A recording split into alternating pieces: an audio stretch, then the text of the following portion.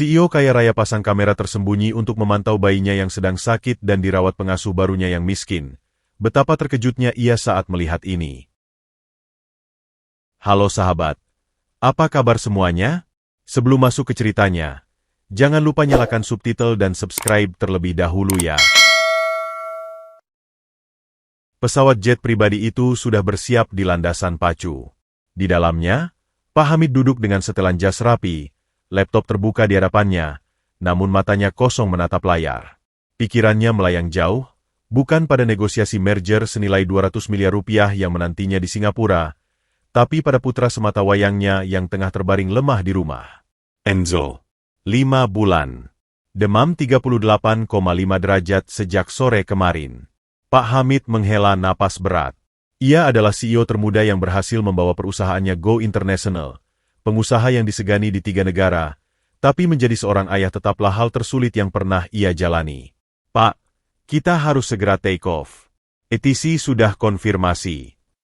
Suara pilot melalui interkom membuyarkan lamunannya. Iya, sebentar.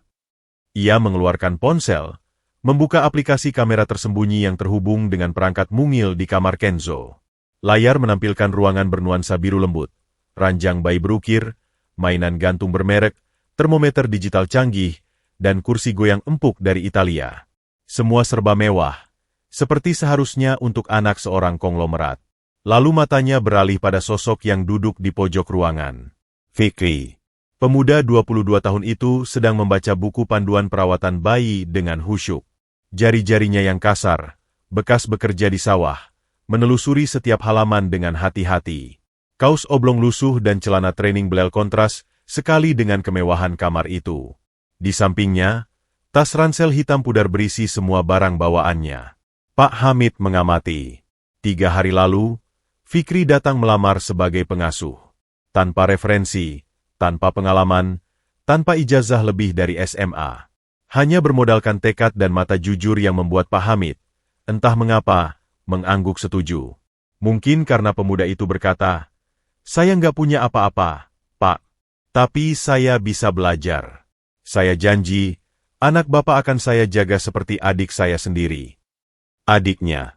Ternyata Fikri pernah merawat adiknya yang sakit-sakitan sampai meninggal 2 tahun lalu, karena keterbatasan biaya berobat. Fakta itu entah bagaimana menyentuh hati Pak Hamid. Pak Hamid. Suara Fikri dari layar membuatnya tersentak. Pemuda itu mendekati ranjang Kenzo, mengecek suhu dengan termometer tempel. Dahinya berkerut. Panasnya masih tinggi. Nak, sabar, ya. Pak Hamid melihat Fikri membuka catatan kecil dari saku celananya. Buku usang berisi jadwal minum obat, suhu tubuh, dan waktu menyusu. Semua ditulis rapi dengan tulisan anak SD yang kaku tapi penuh ketelitian. Andai saja semua pengasuh sebaik ini, gumam Pak Hamid. Tapi kemudian ingatannya melayang pada pengasuh pertama yang ketahuan merekam Kenzo untuk konten TikTok. Yang kedua yang ketahuan main game berjam-jam sampai lupa mengganti popok. Yang ketiga, yang paling menyakitkan, diam-diam membawa perhiasan mendiang istrinya. Pak Hamid menggenggam ponselnya erat. Kamera tersembunyi itu dipasangnya diam-diam kemarin malam, saat Fikri sedang mandi. Bukan karena tidak percaya, tapi karena terlalu sering terluka. Ia muak dengan orang-orang yang berpura-pura baik di depan tapi busuk di belakang. "Maafkan Bapak, Fikri," bisiknya pada layar. "Tapi Bapak harus pastikan kamu benar-benar bisa dipercaya." Ponselnya bergetar. Pesan dari asisten. "Pak, semua dokumen sudah siap. Investor sudah menunggu di Singapura jam 9 pagi." Pak Hamid mengetik balasan singkat, lalu menatap layar sekali lagi. Fikri sedang mengelus rambut Kenzo dengan lembut, menyenandungkan sesuatu tanpa suara. Bayi itu merengek pelan, dan Fikri segera menggendongnya dengan hati-hati. Hening. Pak Hamid mematikan ponsel, memasukkannya ke saku jas. Pesawat mulai bergerak. Namun sepanjang perjalanan ke Singapura, pikirannya tak pernah lepas dari kamar bayi itu, dan dari kamera tersembunyi yang siap merekam apapun yang akan terjadi malam nanti. "Jangan kecewakan Bapak, Fikri," bisiknya di dalam hati. "Jangan." Pesawat melesat meninggalkan Jakarta, membawa seorang ayah yang gelisah, seorang CEO yang lelah dikecewakan, dan secercah harapan kecil yang ia taruh pada pemuda miskin yang baru dikenalnya 3 hari lalu. Malam akan menjadi saksi. Di rumah, tanpa sepengetahuan siapapun, lampu merah kecil di kamar Kenzo menyala diam-diam. Kamera tersembunyi itu mulai bekerja, merekam setiap detik yang akan mengubah segalanya. Pesawat Pak Hamid baru saja mengudara ketika Fikri menarik napas panjang. Ia menatap Kenzo yang terbaring lemas di ranjang. Wajah mungilnya memerah karena demam. Di rumah kontrakannya dulu, ia sering melihat adiknya dalam kondisi serupa. Hanya saja dulu ia tak punya obat, tak punya termometer, tak punya apa-apa. Kini semua tersedia. Ruangan ber-AC, obat-obatan lengkap, susu mahal, dan tumpukan popok berkualitas. Fikri merasa seperti mimpi. Kamu pasti bingung. Ya, nak, bisiknya pada Kenzo. Tiba-tiba dijagain orang baru, orang miskin lagi. Kenzo hanya merengek pelan. Fikri segera menggendongnya. Jam menunjukkan pukul 20. Fikri sudah membaca buku panduan 3 kali, mengecek suhu Kenzo 4 kali, dan mengganti kompres hangat berkali-kali. Suhu masih 38,3. Turun sedikit, tapi belum normal. Perutnya keroncongan. Ia belum makan sejak siang, terlalu fokus merawat Kenzo. Dapur mewah di lantai bawah menyimpan berbagai makanan, tapi ia sungkan mengambil sendiri. Ia hanya karyawan kontrak, baru 3 hari, tak punya hak. Udah, nggak apa-apa, gumamnya. Nanti aja kalau Kenzo udah tidur. Tapi Kenzo tak kunjung tidur. Bayi itu terus merengek, matanya sayu, napasnya sesekali tersengal. Fikri mencoba menyusuinya dengan dot, tapi Kenzo malah muntah sedikit. Wah, jangan gitu, nak. Kamu harus minum susu biar kuat. Fikri teringat buku panduan yang dibacanya. Untuk bayi demam yang muntah dengan dot, coba suapi pakai sendok kecil. Ia segera ke dapur mini di kamar, mengambil sendok makan dari laci, mencucinya bersih, lalu menuang ASI perah yang sudah disiapkan. 1 suap, 2 suap. Kenzo menolak, merengek, menangis. Tapi Fikri tak menyerah. Dengan sabar ia terus mencoba. Sesekali menggendong, menepuk punggung, lalu mencoba lagi. 1 jam berlalu. 2 jam. Akhirnya Kenzo mau minum sedikit demi sedikit. Pintar, nak. Hebat. Puji Fikri sambil mengusap air mata yang menggenang di pelupuk matanya. Lelah, tapi bahagia. Pukul 23. Fikri duduk di lantai, bersandar di dinding. Kenzo tertidur di gendongan kain jarik yang ia bawa dari kampung. Ia tak berani merebahkannya di ranjang. Takut bayinya terbangun dan menangis lagi. Punggungnya pegal, matanya perih. Tapi ia terus bergoyang pelan. Ponselnya bergetar. Pesan dari ibu di kampung. Le, piye kabarmu? Wis dipangan durung. Nak, gimana kabarmu? Udah makan belum? Fikri tersenyum getir. Ia membalas, Alhamdulillah, Bu. Fikri sehat. Ini lagi jagain bayi majikan. Bayinya sakit. Tak sampai semenit ibunya membalas, Sing sabar, Le. Sing hati-hati. Ojo lali solat. Yang sabar, nak. Hati-hati. Jangan lupa solat. Fikri menahan air mata. Ibunya tak pernah tahu betapa berat hidupnya di kota. Setiap minggu ia mengirim uang dari gaji kecilnya, berpura-pura sukses agar ibunya tak khawatir. Iya, Bu, bisiknya. Fikri kangen. Pukul 00.30. Kenzo terbangun dengan tangis keras. Suhunya naik lagi, 38,6. Fikri panik, tapi berusaha tenang. Ia ingat instruksi dokter. Kompres hangat, beri cairan, jangan panik. Dengan cepat ia mengambil baskom berisi air hangat, merendam kain, memeras, lalu mengompres dahi Kenzo. Tangannya gemetar, bukan karena takut, tapi karena cemas. Ia tak ingin gagal di hari ketiga. Ia tak ingin dipecat. Ia butuh pekerjaan ini. Ibunya butuh uang ini. Tenang, nak. Tenang. Bisiknya berulang-ulang. Om di sini. Om jagain kamu. Ia menggendong Kenzo sambil terus dikompres. Tubuhnya bergoyang pelan. Matanya setengah terpejam karena kantuk. Tapi tangannya tak berhenti mengusap. Dan saat itulah, tanpa sadar, ia mulai bersenandung. Bukan lagu pop, bukan lagu modern. Lagu itu keluar dari ingatan masa kecilnya, dari suara ibunya dulu ketika menidurkannya di gubuk reot kampung halaman. Lelo lelo ledhung, putriku ayu. Suaranya parau, sumbang, bahkan mungkin fals.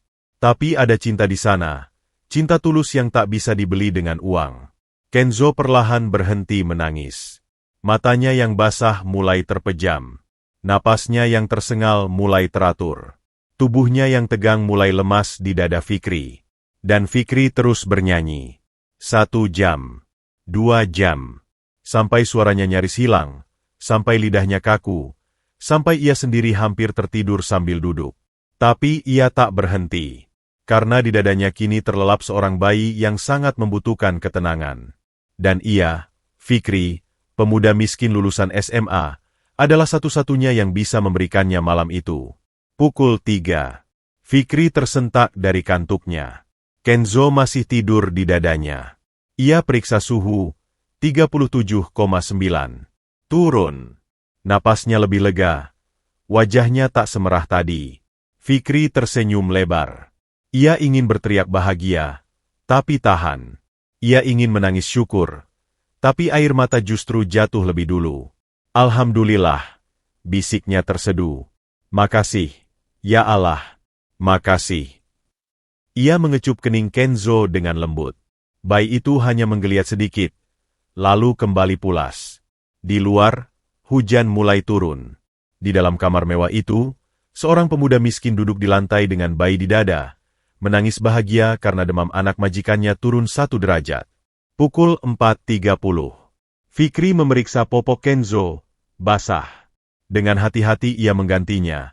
Gerakannya lambat dan lembut agar bayi itu tak terbangun. Ia sudah hafal caranya, meski baru belajar 3 hari. Setelah popok bersih, ia menyuapi ASI lagi. Kali ini Kenzo lahap, meski matanya masih terpejam.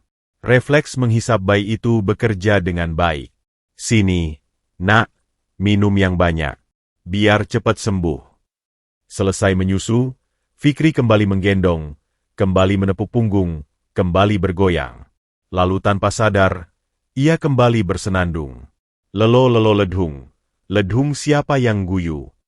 Lagu pengantar tidur itu mengalir pelan, menyatu dengan suara hujan di luar jendela. Dan Kenzo tersenyum dalam tidurnya. Pukul 5.30. Fikri meregangkan punggung yang sudah kaku. Ia ingin ke kamar mandi, tapi tak tega membangunkan Kenzo. Ia lapar, haus, lelah luar biasa. Tapi saat melihat wajah Kenzo yang mulai pulih, semua rasa itu sirna. Tas ransel lusuhnya tergeletak di pojok. Tanpa sadar, ia meraihnya, mengeluarkan amplop coklat berisi puluhan surat lamaran kerja yang ditolak. Hotel, restoran, pabrik, toko, semua menolak karena ia cuma lulusan SMA. Gagal melulu. Nak, bisiknya pada Kenzo. Tapi kali ini Om gak boleh gagal. Om harus jagain kamu baik-baik. Ia memandangi amplop itu lama, lalu tersenyum pahit, memasukkannya kembali. Lalu ia menatap Kenzo yang tidur tenang di dadanya. Kamu tahu, nak, Om itu miskin. Nggak punya apa-apa. Tapi semenjak jagain kamu, Om ngerasa kaya. Kaya karena bisa ngerawat orang yang butuh Om. Kaya karena Allah percayain Om buat jagain kamu. Air matanya jatuh lagi. Cepat-cepat ia usap. Maaf ya, nak, Om cengeng. Tapi Om janji, meskipun nanti bapakmu pecat Om tetap doain kamu. Kamu sehat, kamu bahagia, kamu sukses.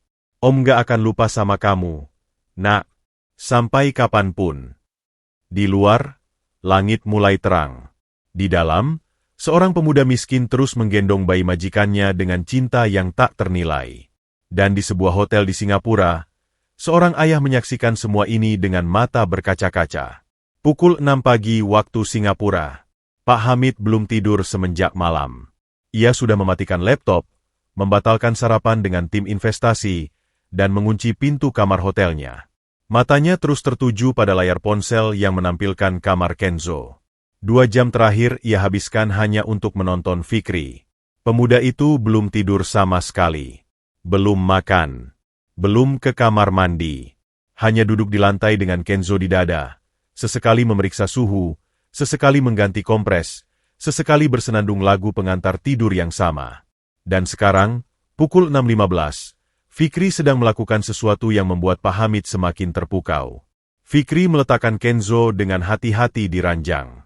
Bayi itu menggeliat sedikit, tapi tak terbangun.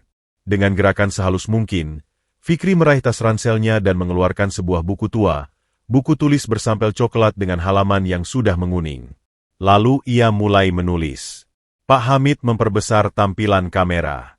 Tulisan Fikri memang seperti anak SD, kaku, besar-besar, kadang naik turun. Tapi isinya membuatnya terkesima. Hari ketiga. Kenzo demam 38,5. Aku kompres hangat tiap 2 jam. Minum ASI pakai sendok karena dia muntah pakai dot.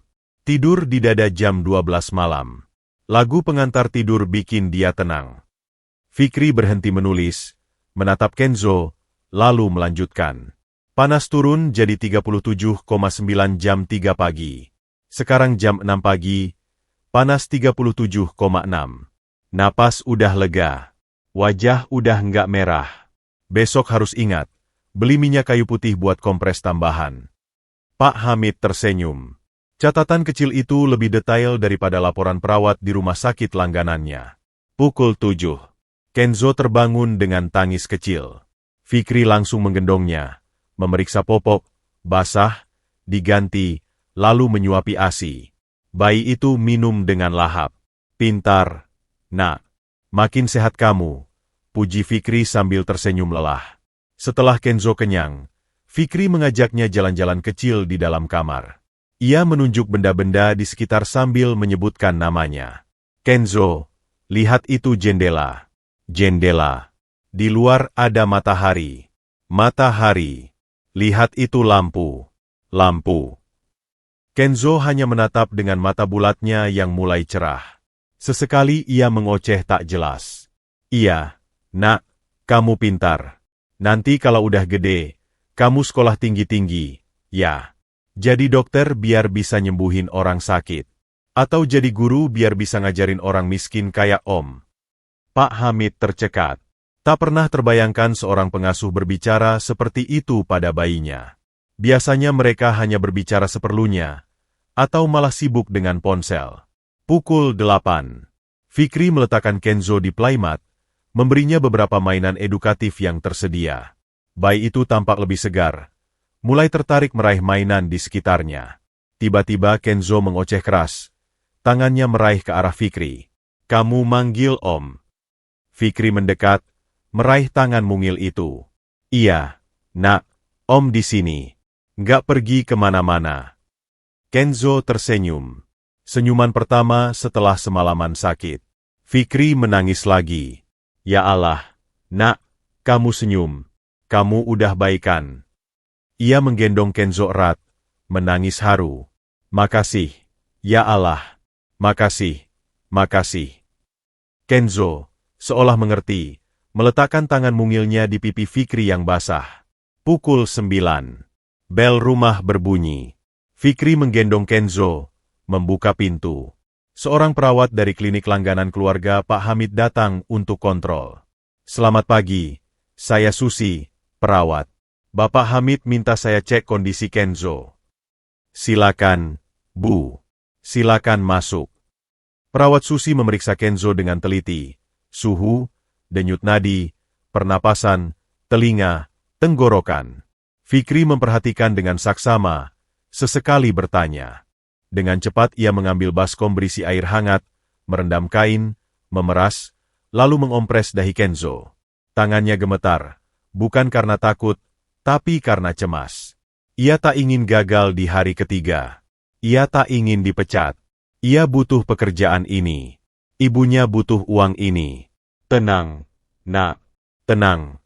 Bisiknya berulang-ulang. Om di sini. Om jagain kamu. Ia menggendong Kenzo sambil terus dikompres. Tubuhnya bergoyang pelan. Matanya setengah terpejam karena kantuk, tapi tangannya tak berhenti mengusap. Dan saat itulah, Tanpa sadar, ia mulai bersenandung. Bukan lagu pop, bukan lagu modern. Lagu itu keluar dari ingatan masa kecilnya, dari suara ibunya dulu ketika menidurkannya di gubuk reot kampung halaman. Lelo lelo ledhung, putriku ayu. Suaranya parau, sumbang, bahkan mungkin fals. Tapi ada cinta di sana, cinta tulus yang tak bisa dibeli dengan uang. Kenzo perlahan berhenti menangis. Matanya yang basah mulai terpejam. Napasnya yang tersengal mulai teratur. Tubuhnya yang tegang mulai lemas di dada Fikri. Dan Fikri terus bernyanyi. 1 jam. 2 jam. Sampai suaranya nyaris hilang. Sampai lidahnya kaku. Sampai ia sendiri hampir tertidur sambil duduk. Tapi ia tak berhenti. Karena di dadanya kini terlelap seorang bayi yang sangat membutuhkan ketenangan. Dan ia, Fikri, pemuda miskin lulusan SMA, adalah satu-satunya yang bisa memberikannya malam itu. Pukul 3.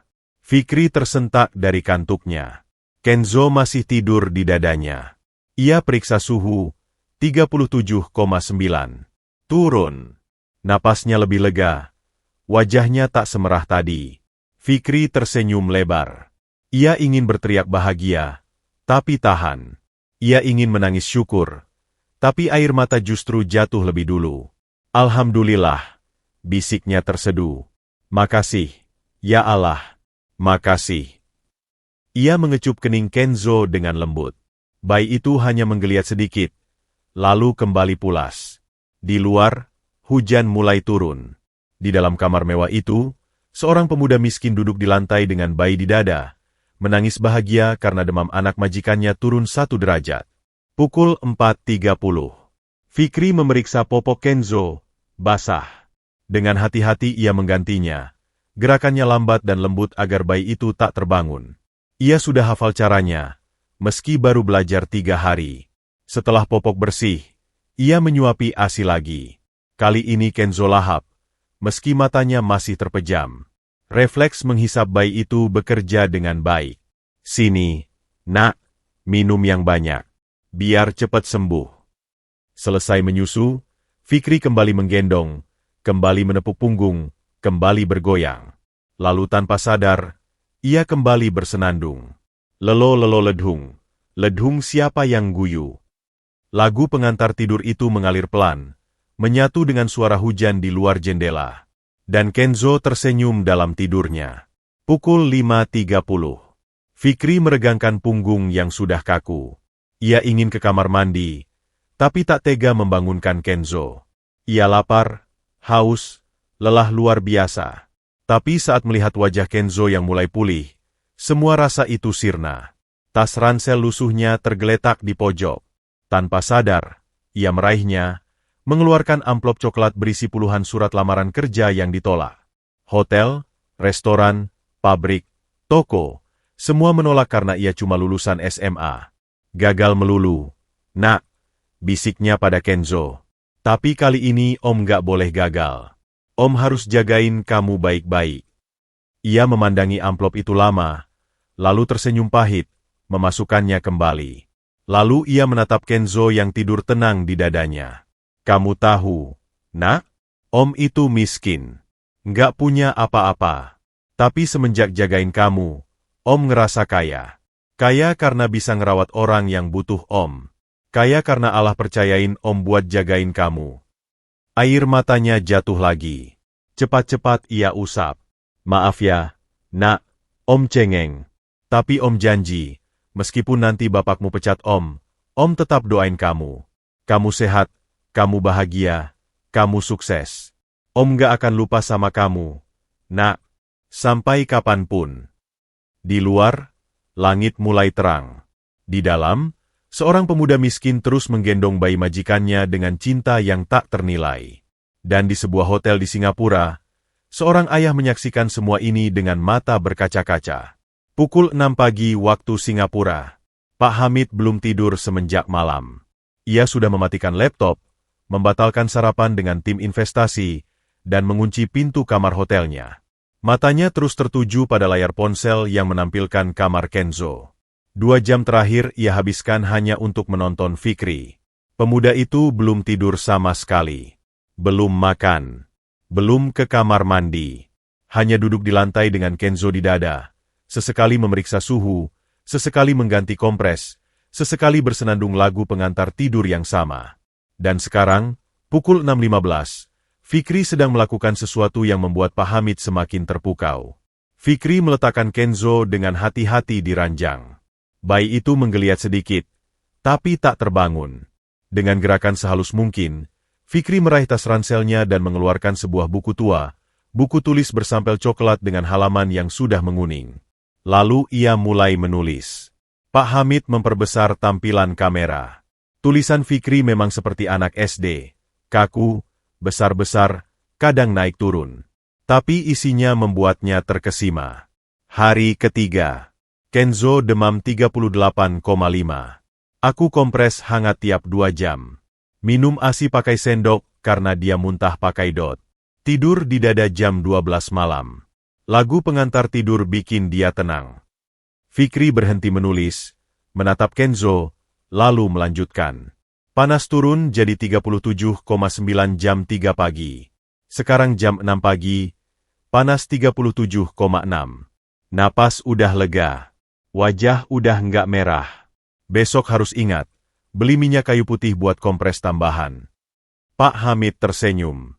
Catatan kecil itu lebih detail daripada laporan perawat di rumah sakit langganannya. Pukul 7. Kenzo terbangun dengan tangis kecil. Fikri langsung menggendongnya, memeriksa popok, basah, diganti, lalu menyuapi ASI. Bayi itu minum dengan lahap. Pintar, nak. Makin sehat kamu, puji Fikri sambil tersenyum lelah. Setelah Kenzo kenyang, Fikri mengajaknya jalan-jalan kecil di dalam kamar. Ia menunjuk benda-benda di sekitar sambil menyebutkan namanya. Kenzo, lihat itu jendela. Jendela. Di luar ada matahari. Matahari. Lihat itu lampu. Lampu. Kenzo hanya menatap dengan mata bulatnya yang mulai cerah. Sesekali ia mengoceh tak jelas. Iya, nak, kamu pintar. Nanti kalau udah gede, kamu sekolah tinggi-tinggi, ya.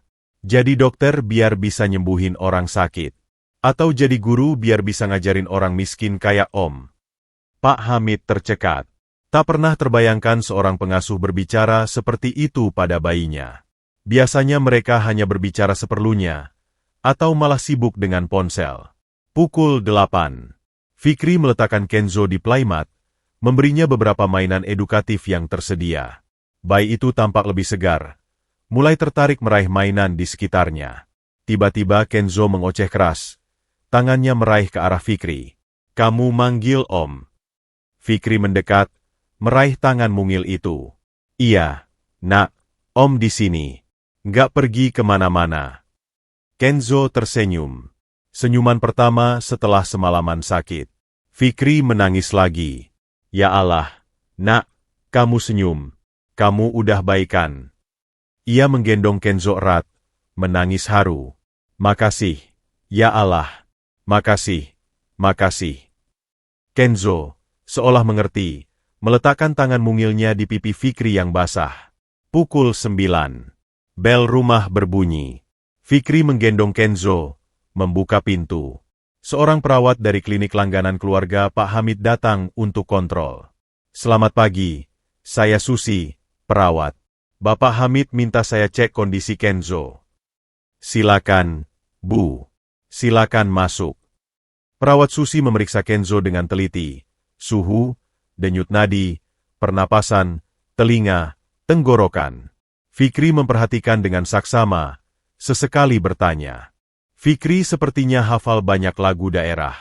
Satu persatu dinyanyikannya, bergantian, seolah punya koleksi tak terbatas. Dan Kenzo? Bayi itu mendengarkan dengan tenang, matanya setengah terpejam, sesekali tersenyum kecil.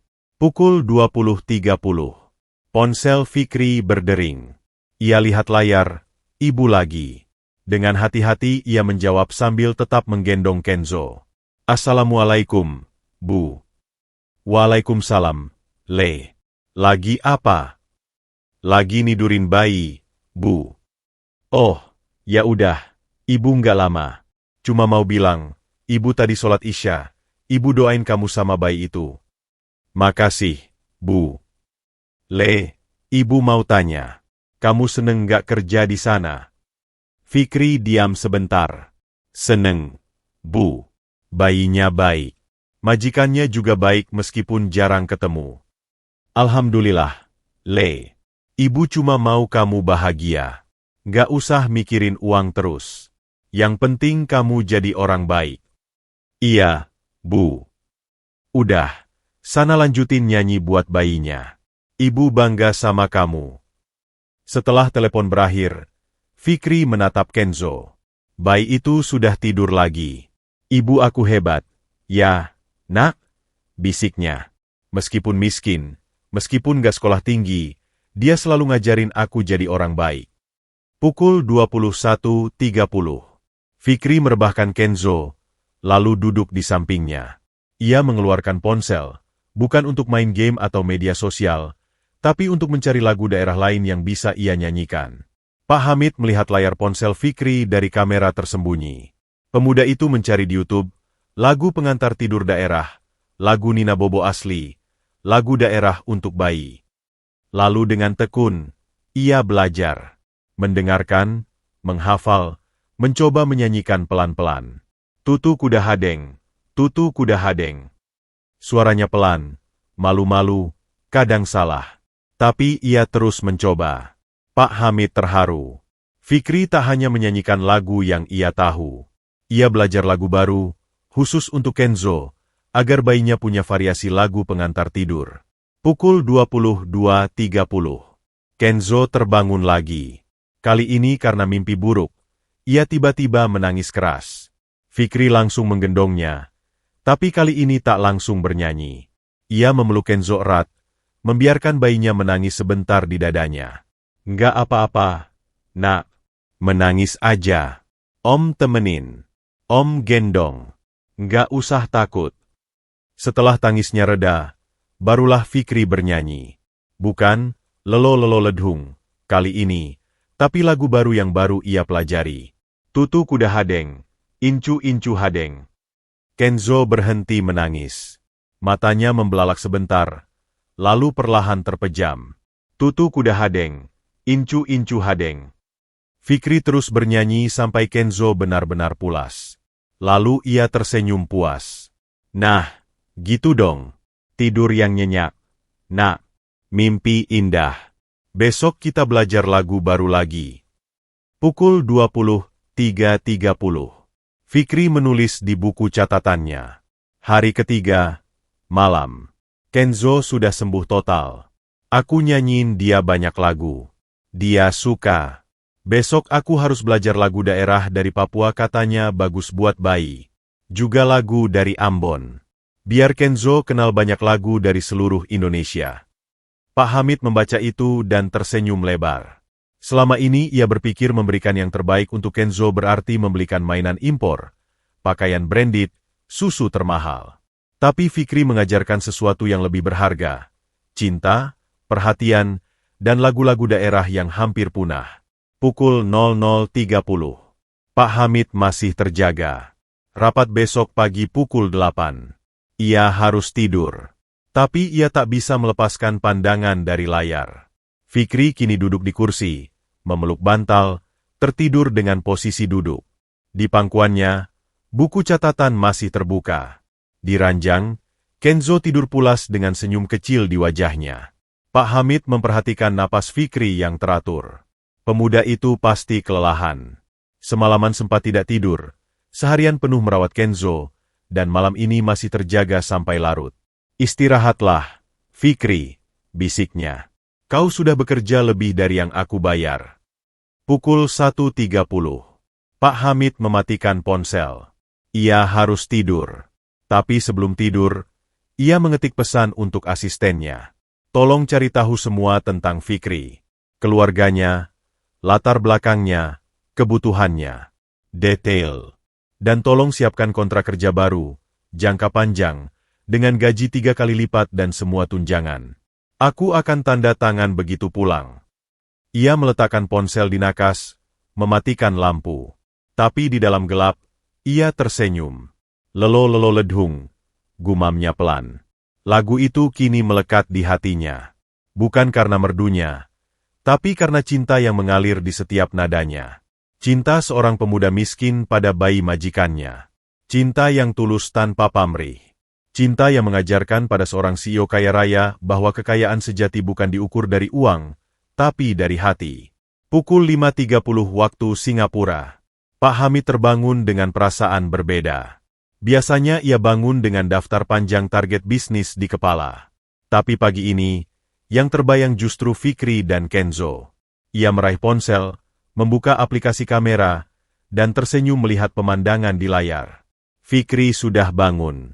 Ia sedang berdiri di dekat jendela kamar Kenzo, memandangi matahari terbit. Di gendongannya, bukan gendongan bayi modern bermerek mahal yang berjejer di lemari, tapi selembar kain jarik lusuh berwarna coklat tua dengan motif kawung yang mulai pudar. Kenzo tidur tenang di sana, wajahnya menempel di dada Fikri, tangan mungilnya menggenggam ujung kain itu erat. Pak Hamid memperbesar tampilan. Ia belum pernah melihat gendongan seperti itu. Kain itu tampak tua, usang, bahkan di beberapa bagian terlihat robek dan dijahit kasar dengan benang warna berbeda. Jelas bukan benang jahit profesional, mungkin jahitan tangan darurat. Fikri mengecup puncak kepala Kenzo lembut, lalu kembali menatap jendela. Bibirnya bergerak pelan, mungkin berdoa, mungkin bersyukur. Pukul 6. Fikri mulai bergerak. Dengan Kenzo masih di gendongan, ia berjalan ke dapur kecil di kamar. Gerakannya luwes, terbiasa, seperti ibu-ibu kampung yang menggendong anak sambil bekerja. Ia mengambil asip dari kulkas mini, menghangatkannya dengan rendaman air panas, lalu menyuapi Kenzo tanpa perlu melepas gendongan. Kenzo minum dengan lahap, sesekali membuka mata, menatap Fikri, lalu tersenyum. "Nak, kamu senang digendong pakai kain jarik ini, ya?" bisik Fikri. "Ini kain punya ibu Om. Dulu ibu Om gendong Om pakai kain ini. Terus Om gede. Kain ini dipakai buat gendong adik Om. Sekarang adik udah nggak ada, tapi kainnya masih ada." Pak Hamid merasakan dadanya sesak. Kain itu bukan sekadar kain. Itu pusaka keluarga. Kenangan. Cinta yang diwariskan turun-temurun. Pukul 7. Fikri membawa Kenzo ke taman belakang. Matahari pagi hangat menyinari mereka. Fikri duduk di bangku taman, membiarkan Kenzo menikmati sinar matahari, cukup 15 menit, seperti yang ia baca di buku panduan. Seorang tukang kebun tua sedang menyiram tanaman. Namanya Pak Karto, sudah bekerja di rumah itu 20 tahun. Ia melihat Fikri dan tersenyum. "Mas Fikri, sudah subuhan?" "Sudah, Pak Karto. Di musala belakang tadi." "Alhamdulillah. Itu anak digendong pakai kain jarik, ya? Saya kangen lihat gendongan kayak gitu. Istri saya dulu juga gendong anak pakai kain jarik." Fikri tersenyum lebar. "Iya, Pak. Ini punya ibu saya. Dulu buat gendong saya." Pak Karto mendekat, mengamati kain itu dengan mata berbinar. "Motif kawung, ya? Klasik. Sekarang jarang yang pakai. Pada pakai gendongan modern, ribuan harganya. Padahal jarik begini lebih adem, lebih nyaman buat bayi." "Iya, Pak. Saya juga rasanya lebih dekat sama bayi kalau pakai ini. Bayi juga ngerasain detak jantung kita, Mas. Itu yang bikin mereka tenang. Gendongan modern kadang tebal. Bayi nggak bisa ngerasain detak jantung pengasuhnya." Pak Hamid, yang menyaksikan dari layar, baru tahu fakta itu. Selama ini ia membelikan Kenzo gendongan termahal dari Jerman, Jepang, Amerika. Fikri sepertinya hafal banyak lagu daerah. Satu persatu dinyanyikannya, bergantian, seolah punya koleksi tak terbatas. Dan Kenzo? Bayi itu mendengarkan dengan tenang, matanya setengah terpejam, sesekali tersenyum kecil. Pukul 20.30. Ponsel Fikri berdering. Ia lihat layar, ibu lagi. Dengan hati-hati ia menjawab sambil tetap menggendong Kenzo. "Assalamualaikum, Bu." "Waalaikumsalam, Le. Lagi apa?" "Lagi nidurin bayi, Bu." "Oh, ya udah, Ibu nggak lama. Cuma mau bilang, Ibu tadi sholat Isya, Ibu doain kamu sama bayi itu." "Makasih, Bu. Le, ibu mau tanya. Kamu seneng nggak kerja di sana? Fikri diam sebentar. Seneng, Bu. Bayinya baik. Majikannya juga baik meskipun jarang ketemu.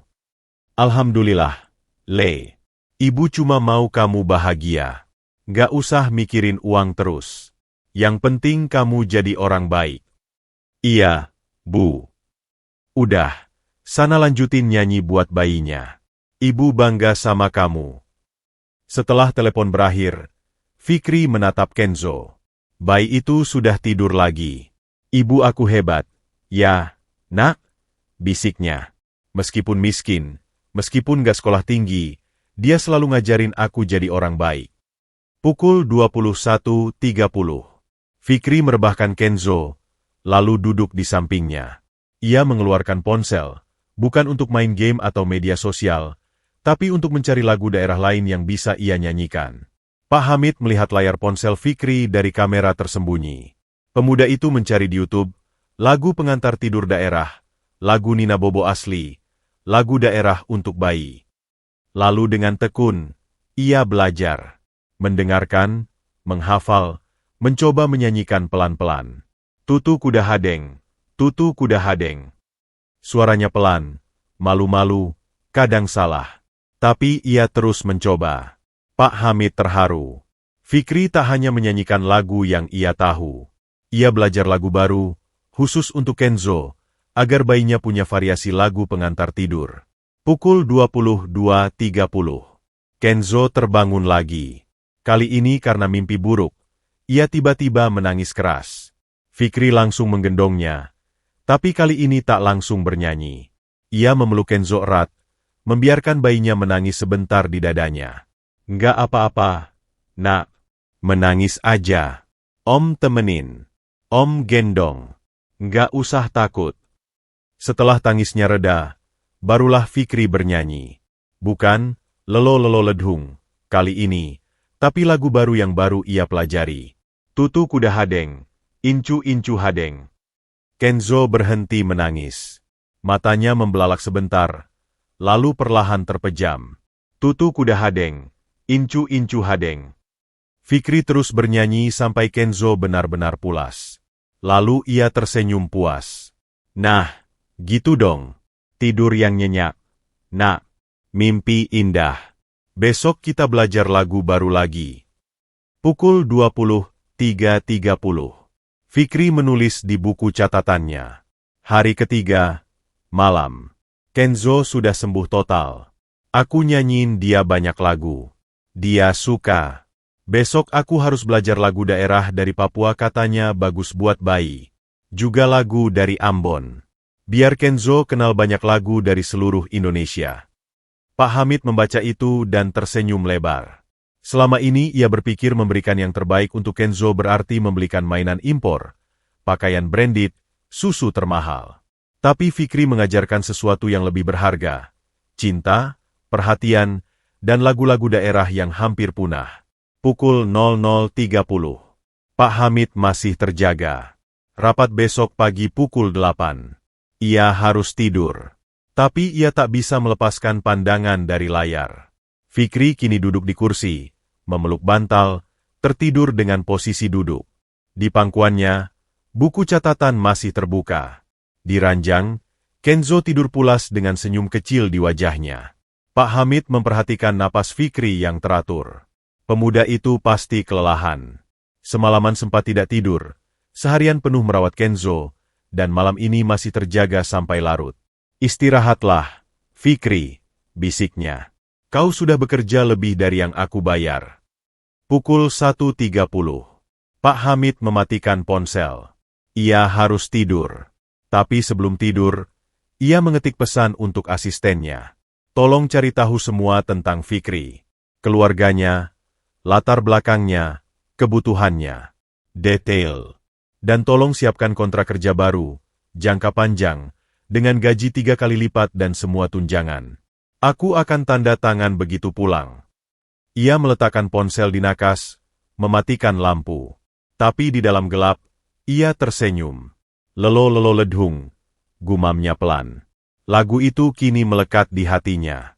Bukan karena merdunya, tapi karena cinta yang mengalir di setiap nadanya. Cinta seorang pemuda miskin pada bayi majikannya. Cinta yang tulus tanpa pamrih. Cinta yang mengajarkan pada seorang CEO kaya raya bahwa kekayaan sejati bukan diukur dari uang, tapi dari hati. Pukul 5.30 waktu Singapura. Pak Hamid terbangun dengan perasaan berbeda. Biasanya ia bangun dengan daftar panjang target bisnis di kepala. Tapi pagi ini, yang terbayang justru Fikri dan Kenzo. Ia meraih ponsel, membuka aplikasi kamera, dan tersenyum melihat pemandangan di layar. Fikri sudah bangun. Ia sedang berdiri di dekat jendela kamar Kenzo, memandangi matahari terbit. Di gendongannya, bukan gendongan bayi modern bermerek mahal yang berjejer di lemari, tapi selembar kain jarik lusuh berwarna coklat tua dengan motif kawung yang mulai pudar. Kenzo tidur tenang di sana, wajahnya menempel di dada Fikri, tangan mungilnya menggenggam ujung kain itu erat. Pak Hamid memperbesar tampilan. Ia belum pernah melihat gendongan seperti itu. Kain itu tampak tua, usang, bahkan di beberapa bagian terlihat robek dan dijahit kasar dengan benang warna berbeda. Jelas bukan benang jahit profesional, mungkin jahitan tangan darurat. Fikri mengecup puncak kepala Kenzo lembut, lalu kembali menatap jendela. Bibirnya bergerak pelan, mungkin berdoa, mungkin bersyukur. Pukul 6. Fikri mulai bergerak. Dengan Kenzo masih di gendongan, ia berjalan ke dapur kecil di kamar. Gerakannya luwes, terbiasa, seperti ibu-ibu kampung yang menggendong anak sambil bekerja. Ia mengambil asip dari kulkas mini, menghangatkannya dengan rendaman air panas, lalu menyuapi Kenzo tanpa perlu melepas gendongan. Kenzo minum dengan lahap, sesekali membuka mata, menatap Fikri, lalu tersenyum. "Nak, kamu senang digendong pakai kain jarik ini, ya?" bisik Fikri. "Ini kain punya ibu Om. Dulu ibu Om gendong Om pakai kain ini. Terus Om gede. Kain ini dipakai buat gendong adik Om. Sekarang adik udah nggak ada, tapi kainnya masih ada." Pak Hamid merasakan dadanya sesak. Kain itu bukan sekadar kain. Itu pusaka keluarga. Kenangan. Cinta yang diwariskan turun-temurun. Pukul 7. Fikri membawa Kenzo ke taman belakang. Matahari pagi hangat menyinari mereka. Fikri duduk di bangku taman, membiarkan Kenzo menikmati sinar matahari, cukup 15 menit, seperti yang ia baca di buku panduan. Seorang tukang kebun tua sedang menyiram tanaman. Namanya Pak Karto, sudah bekerja di rumah itu 20 tahun. Ia melihat Fikri dan tersenyum. "Mas Fikri, sudah subuhan?" "Sudah, Pak Karto. Di musala belakang tadi." "Alhamdulillah. Itu anak digendong pakai kain jarik, ya? Saya kangen lihat gendongan kayak gitu. Istri saya dulu juga gendong anak pakai kain jarik." Fikri tersenyum lebar. "Iya, Pak. Ini punya ibu saya. Dulu buat gendong saya." Pak Karto mendekat, mengamati kain itu dengan mata berbinar. "Motif kawung, ya? Klasik. Sekarang jarang yang pakai. Pada pakai gendongan modern, ribuan harganya. Padahal jarik begini lebih adem, lebih nyaman buat bayi." "Iya, Pak. Saya juga rasanya lebih dekat sama bayi kalau pakai ini. Bayi juga ngerasain detak jantung kita, Mas. Itu yang bikin mereka tenang. Gendongan modern kadang tebal. Bayi nggak bisa ngerasain detak jantung pengasuhnya." Pak Hamid, yang menyaksikan dari layar, baru tahu fakta itu. Selama ini ia membelikan Kenzo gendongan termahal dari Jerman, Jepang, Amerika. Lalu ia mengambil kain jarik, membawanya ke jendela, menjemurnya sebentar di bawah sinar matahari sore. "Matahari sore bagus buat hilangin kuman," gumamnya. "Ibu dulu juga jemur jarik begini." Setelah beberapa menit, ia mengambil kain itu, melipatnya rapi, dan menciumnya sekali lagi. "Makasih, Ibu. Udah jagain Om dari kecil. Sekarang Om pakai buat jagain bayi orang. Ibu pasti bangga, ya." Pak Hamid menyaksikan semua itu dengan hati yang hangat. Ia tak pernah membayangkan bahwa kain lusuh bisa seberharga itu. Bahwa cinta seorang ibu bisa diwariskan lewat selembar kain. Bahwa seorang pemuda miskin bisa mengajarkan arti kekayaan sejati. Pukul 17. Pak Hamid menerima telepon dari manajernya. Pak, ada masalah dengan kontrak di Jakarta. Bapak harus pulang besok pagi.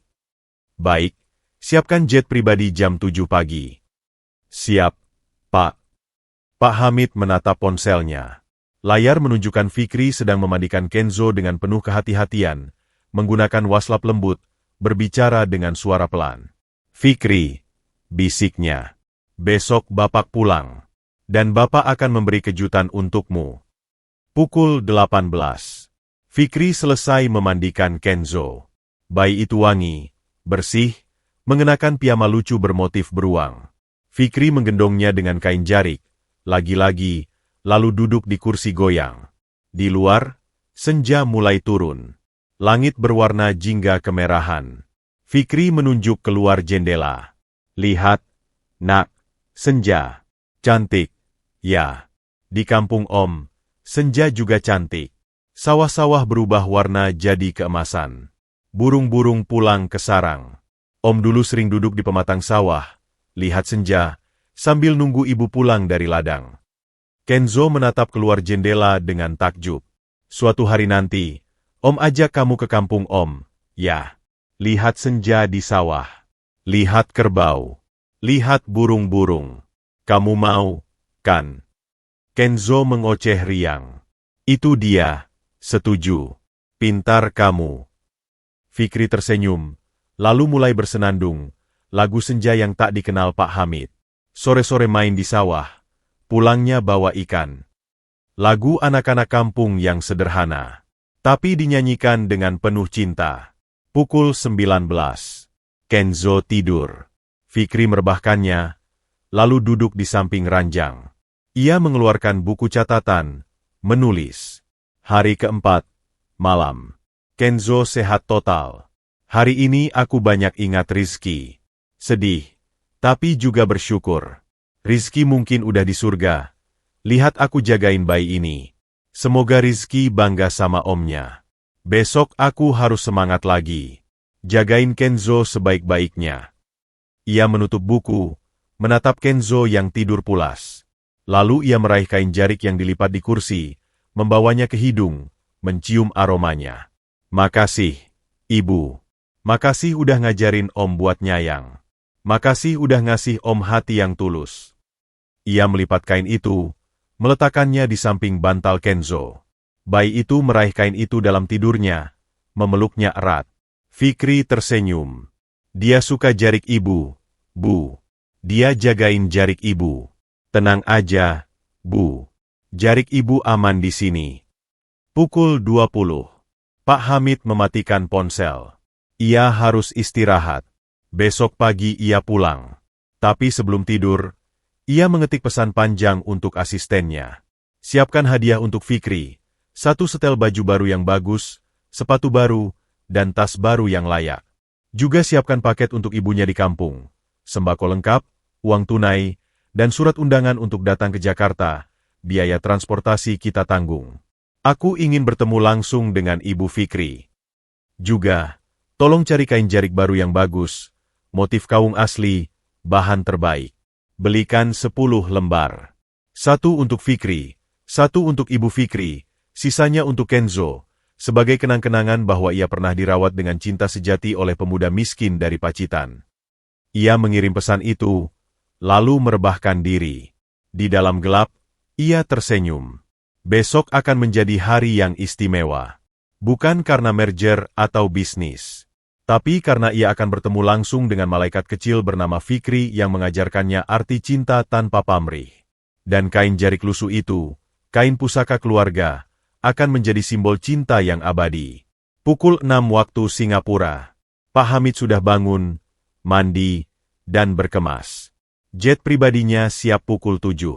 Tapi sebelum meninggalkan kamar hotel, ia membuka ponsel sekali lagi, kebiasaan yang sudah melekat dalam 2 hari terakhir.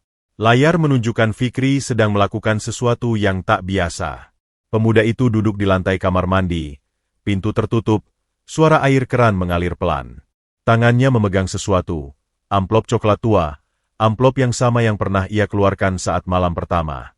Tapi kali ini Fikri membukanya, mengeluarkan setumpuk kertas, dan mulai membaca satu persatu. Pak Hamid memperbesar tampilan. Surat-surat lamaran kerja.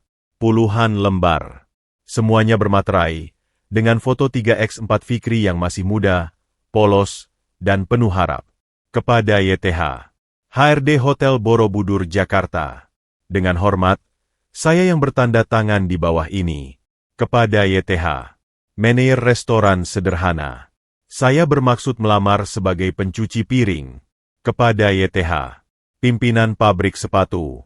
Saya siap bekerja keras dalam posisi apapun. Satu persatu Fikri membaca surat-surat itu. Tangannya gemetar. Matanya berkaca-kaca. Lalu ia sampai pada surat terakhir. Surat lamaran yang dikirimkan 6 bulan lalu. Balasan terakhir yang ia terima sebelum akhirnya melamar jadi pengasuh Kenzo. Pak Hamid membaca dari layar. Stempel merah besar di sudut kertas. Ditolak. Fikri menatap stempel itu lama. Lalu tanpa suara, air matanya jatuh. Pukul 6.30. Fikri masih di kamar mandi. Ia sudah menenangkan diri, mencuci muka, dan kini duduk bersandar di dinding.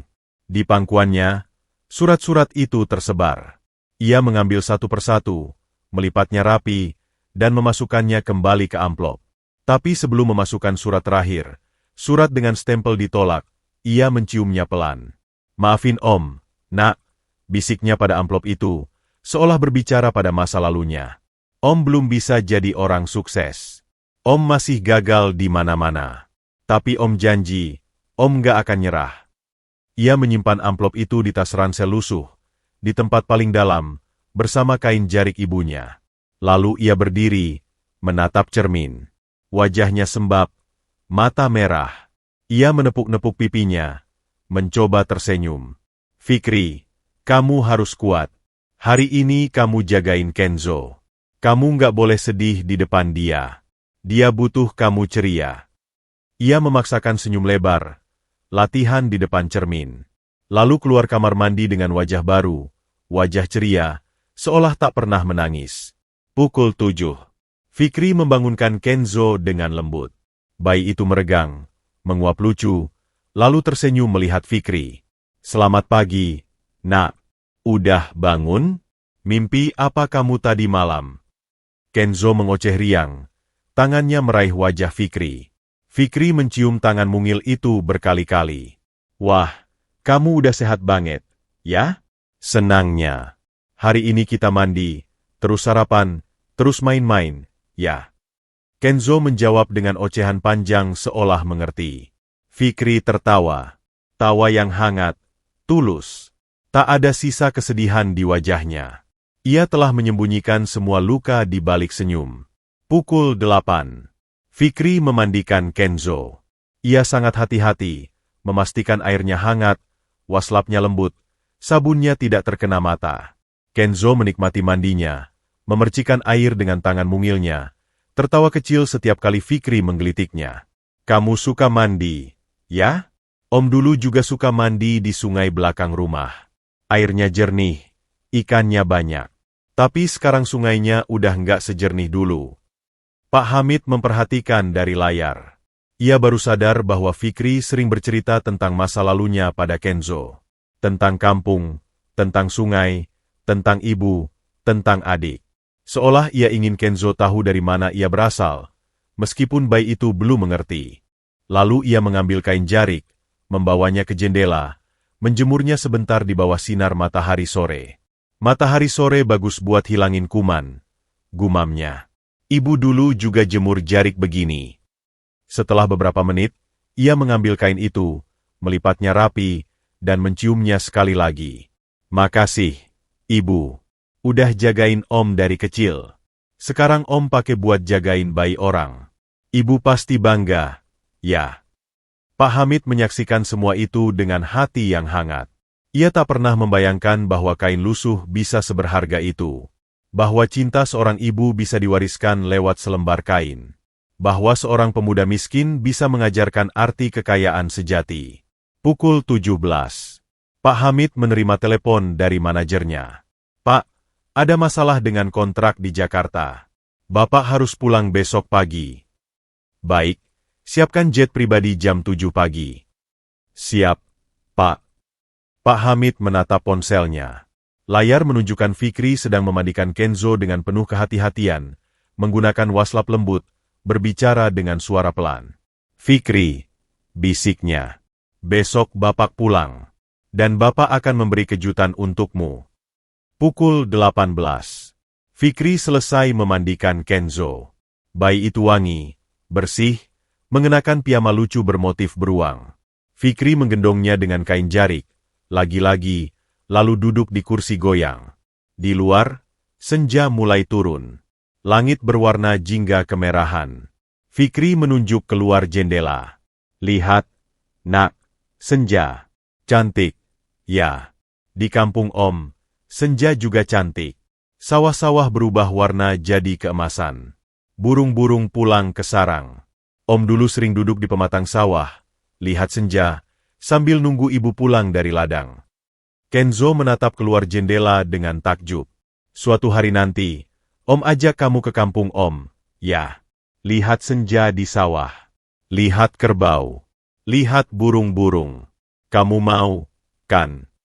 Kenzo mengoceh riang. Itu dia. Setuju. Pintar kamu. Fikri tersenyum, lalu mulai bersenandung, lagu senja yang tak dikenal Pak Hamid. Sore-sore main di sawah, pulangnya bawa ikan. Lagu anak-anak kampung yang sederhana, tapi dinyanyikan dengan penuh cinta. Pukul 19. Kenzo tidur. Fikri merebahkannya, lalu duduk di samping ranjang. Ia mengeluarkan buku catatan, menulis. Hari keempat, malam. Kenzo sehat total. Hari ini aku banyak ingat Rizky. Sedih, tapi juga bersyukur. Rizky mungkin udah di surga. Lihat aku jagain bayi ini. Semoga Rizky bangga sama omnya. Besok aku harus semangat lagi. Jagain Kenzo sebaik-baiknya. Ia menutup buku, menatap Kenzo yang tidur pulas. Lalu ia meraih kain jarik yang dilipat di kursi, membawanya ke hidung, mencium aromanya. Makasih, Ibu. Makasih udah ngajarin Om buat nyayang. Makasih udah ngasih Om hati yang tulus. Ia melipat kain itu, meletakkannya di samping bantal Kenzo.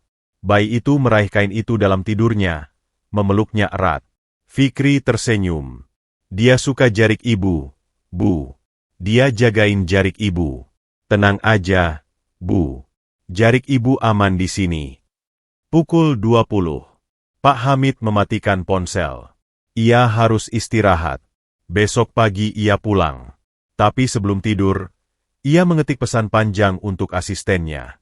Siapkan hadiah untuk Fikri. 1 setel baju baru yang bagus, sepatu baru, dan tas baru yang layak. Juga siapkan paket untuk ibunya di kampung. Sembako lengkap, uang tunai, dan surat undangan untuk datang ke Jakarta. Biaya transportasi kita tanggung. Aku ingin bertemu langsung dengan Ibu Fikri. Juga, tolong cari kain jarik baru yang bagus, motif kaung asli, bahan terbaik. Belikan 10 lembar. 1 untuk Fikri, 1 untuk Ibu Fikri, sisanya untuk Kenzo, sebagai kenang-kenangan bahwa ia pernah dirawat dengan cinta sejati oleh pemuda miskin dari Pacitan. Ia mengirim pesan itu, lalu merebahkan diri. Di dalam gelap, ia tersenyum. Besok akan menjadi hari yang istimewa. Bukan karena merger atau bisnis, tapi karena ia akan bertemu langsung dengan malaikat kecil bernama Fikri yang mengajarkannya arti cinta tanpa pamrih. Dan kain jarik lusuh itu, kain pusaka keluarga, akan menjadi simbol cinta yang abadi. Pukul 6 waktu Singapura. Pak Hamid sudah bangun, mandi, dan berkemas. Jet pribadinya siap pukul 7. Tapi sebelum meninggalkan kamar hotel, ia membuka ponsel sekali lagi, kebiasaan yang sudah melekat dalam 2 hari terakhir. Layar menunjukkan Fikri sedang melakukan sesuatu yang tak biasa. Pemuda itu duduk di lantai kamar mandi, pintu tertutup, suara air keran mengalir pelan. Tangannya memegang sesuatu, amplop coklat tua, amplop yang sama yang pernah ia keluarkan saat malam pertama. Tapi kali ini Fikri membukanya, mengeluarkan setumpuk kertas, dan mulai membaca satu persatu. Pak Hamid memperbesar tampilan. Surat-surat lamaran kerja. Puluhan lembar. Semuanya bermaterai, dengan foto 3x4 Fikri yang masih muda, polos, dan penuh harap. Kepada YTH, HRD Hotel Borobudur, Jakarta. Dengan hormat, saya yang bertanda tangan di bawah ini. Kepada YTH, manajer restoran sederhana. Saya bermaksud melamar sebagai pencuci piring. Kepada YTH, pimpinan pabrik sepatu.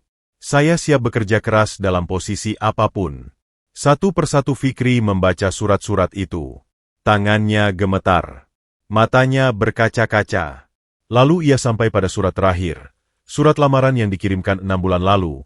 Balasan terakhir yang ia terima sebelum akhirnya melamar jadi pengasuh Kenzo. Pak Hamid membaca dari layar. Stempel merah besar di sudut kertas. Ditolak. Fikri menatap stempel itu lama. Lalu tanpa suara, air matanya jatuh. Pukul 6.30. Fikri masih di kamar mandi. Ia sudah menenangkan diri, mencuci muka, dan kini duduk bersandar di dinding. Di pangkuannya, surat-surat itu tersebar. Ia mengambil satu persatu, melipatnya rapi, dan memasukkannya kembali ke amplop. Tapi sebelum memasukkan surat terakhir, surat dengan stempel ditolak, ia menciumnya pelan. "Maafin Om, Nak," bisiknya pada amplop itu, seolah berbicara pada masa lalunya. "Om belum bisa jadi orang sukses. Om masih gagal di mana-mana. Tapi Om janji, Om gak akan nyerah." Ia menyimpan amplop itu di tas ransel lusuh, di tempat paling dalam, bersama kain jarik ibunya. Lalu ia berdiri, menatap cermin. Wajahnya sembab, mata merah. Ia menepuk-nepuk pipinya, mencoba tersenyum. "Fikri, kamu harus kuat. Hari ini kamu jagain Kenzo. Kamu nggak boleh sedih di depan dia. Dia butuh kamu ceria." Ia memaksakan senyum lebar, latihan di depan cermin. Lalu keluar kamar mandi dengan wajah baru, wajah ceria, seolah tak pernah menangis. Pukul 7. Fikri membangunkan Kenzo dengan lembut. Bayi itu meregang, menguap lucu, lalu tersenyum melihat Fikri. "Selamat pagi, Nak. Udah bangun? Mimpi apa kamu tadi malam?" Kenzo mengoceh riang. Tangannya meraih wajah Fikri. Fikri mencium tangan mungil itu berkali-kali. "Wah, kamu udah sehat banget, ya? Senangnya. Hari ini kita mandi, terus sarapan, terus main-main, ya?" Kenzo menjawab dengan ocehan panjang seolah mengerti. Fikri tertawa. Tawa yang hangat, tulus. Tak ada sisa kesedihan di wajahnya. Ia telah menyembunyikan semua luka di balik senyum. Pukul 8. Fikri memandikan Kenzo. Ia sangat hati-hati, memastikan airnya hangat, waslapnya lembut, sabunnya tidak terkena mata. Kenzo menikmati mandinya, memercikan air dengan tangan mungilnya, tertawa kecil setiap kali Fikri menggelitiknya. "Kamu suka mandi, ya? Om dulu juga suka mandi di sungai belakang rumah. Airnya jernih, ikannya banyak. Tapi sekarang sungainya udah nggak sejernih dulu." Pak Hamid memperhatikan dari layar. Ia baru sadar bahwa Fikri sering bercerita tentang masa lalunya pada Kenzo. Tentang kampung, tentang sungai, tentang ibu, tentang adik. Seolah ia ingin Kenzo tahu dari mana ia berasal, meskipun bayi itu belum mengerti. Lalu ia mengambil kain jarik, membawanya ke jendela, menjemurnya sebentar di bawah sinar matahari sore. "Matahari sore bagus buat hilangin kuman," gumamnya. "Ibu dulu juga jemur jarik begini." Setelah beberapa menit, ia mengambil kain itu, melipatnya rapi, dan menciumnya sekali lagi. "Makasih, Ibu. Udah jagain Om dari kecil. Sekarang Om pakai buat jagain bayi orang. Ibu pasti bangga, ya." Pak Hamid menyaksikan semua itu dengan hati yang hangat. Ia tak pernah membayangkan bahwa kain lusuh bisa seberharga itu. Bahwa cinta seorang ibu bisa diwariskan lewat selembar kain. Bahwa seorang pemuda miskin bisa mengajarkan arti kekayaan sejati. Pukul 17. Pak Hamid menerima telepon dari manajernya. "Pak, ada masalah dengan kontrak di Jakarta. Bapak harus pulang besok pagi." "Baik, siapkan jet pribadi jam 7 pagi." "Siap, Pak." Pak Hamid menatap ponselnya. Layar menunjukkan Fikri sedang memandikan Kenzo dengan penuh kehati-hatian, menggunakan waslap lembut, berbicara dengan suara pelan. "Fikri," bisiknya. "Besok Bapak pulang. Dan Bapak akan memberi kejutan untukmu." Pukul 18. Fikri selesai memandikan Kenzo. Bayi itu wangi, bersih, mengenakan piyama lucu bermotif beruang. Fikri menggendongnya dengan kain jarik, lagi-lagi, lalu duduk di kursi goyang. Di luar, senja mulai turun. Langit berwarna jingga kemerahan. Fikri menunjuk keluar jendela. "Lihat, Nak, senja. Cantik. Ya, di kampung Om, senja juga cantik. Sawah-sawah berubah warna jadi keemasan. Burung-burung pulang ke sarang. Om dulu sering duduk di pematang sawah, lihat senja, sambil nunggu ibu pulang dari ladang." Kenzo menatap keluar jendela dengan takjub. "Suatu hari nanti, Om ajak kamu ke kampung Om, ya. Lihat senja di sawah. Lihat kerbau. Lihat burung-burung. Kamu mau, kan?" Kenzo mengoceh riang. "Itu dia, setuju. Pintar kamu." Fikri tersenyum, lalu mulai bersenandung, lagu senja yang tak dikenal Pak Hamid. Sore-sore main di sawah, pulangnya bawa ikan. Lagu anak-anak kampung yang sederhana, tapi dinyanyikan dengan penuh cinta. Pukul 19. Kenzo tidur. Fikri merebahkannya, lalu duduk di samping ranjang. Ia mengeluarkan buku catatan, menulis. Hari keempat, malam. Kenzo sehat total. "Hari ini aku banyak ingat Rizky. Sedih, tapi juga bersyukur. Rizky mungkin udah di surga. Lihat aku jagain bayi ini. Semoga Rizky bangga sama omnya. Besok aku harus semangat lagi. Jagain Kenzo sebaik-baiknya." Ia menutup buku, menatap Kenzo yang tidur pulas. Lalu ia meraih kain jarik yang dilipat di kursi, membawanya ke hidung, mencium aromanya. "Makasih, Ibu. Makasih udah ngajarin Om buat nyayang. Makasih udah ngasih Om hati yang tulus." Ia melipat kain itu, meletakkannya di samping bantal Kenzo. Bayi itu meraih kain itu dalam tidurnya, memeluknya erat. Fikri tersenyum. "Dia suka jarik Ibu, Bu. Dia jagain jarik Ibu. Tenang aja, Bu. Jarik Ibu aman di sini." Pukul 20. Pak Hamid mematikan ponsel. Ia harus istirahat. Besok pagi ia pulang. Tapi sebelum tidur, ia mengetik pesan panjang untuk asistennya. "Siapkan hadiah untuk Fikri. 1 setel baju baru yang bagus, sepatu baru, dan tas baru yang layak. Juga siapkan paket untuk ibunya di kampung. Sembako lengkap, uang tunai, dan surat undangan untuk datang ke Jakarta. Biaya transportasi kita tanggung. Aku ingin bertemu langsung dengan Ibu Fikri.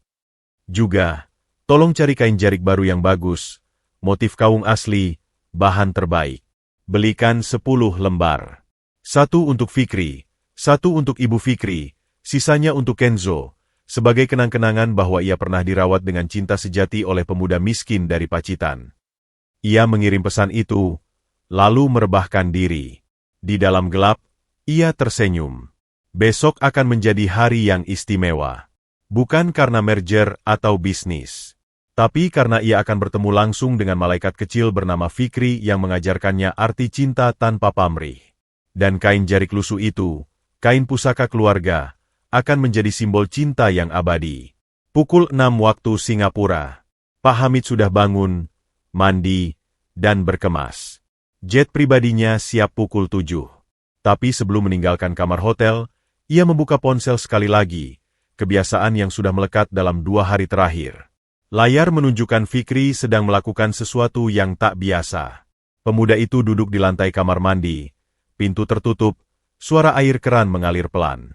Tangannya memegang sesuatu, amplop coklat tua, amplop yang sama yang pernah ia keluarkan saat malam pertama. Tapi kali ini Fikri membukanya, mengeluarkan setumpuk kertas, dan mulai membaca satu persatu. Pak Hamid memperbesar tampilan.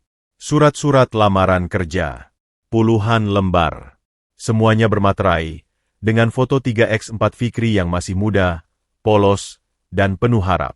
Kepada YTH. HRD Hotel Borobudur, Jakarta.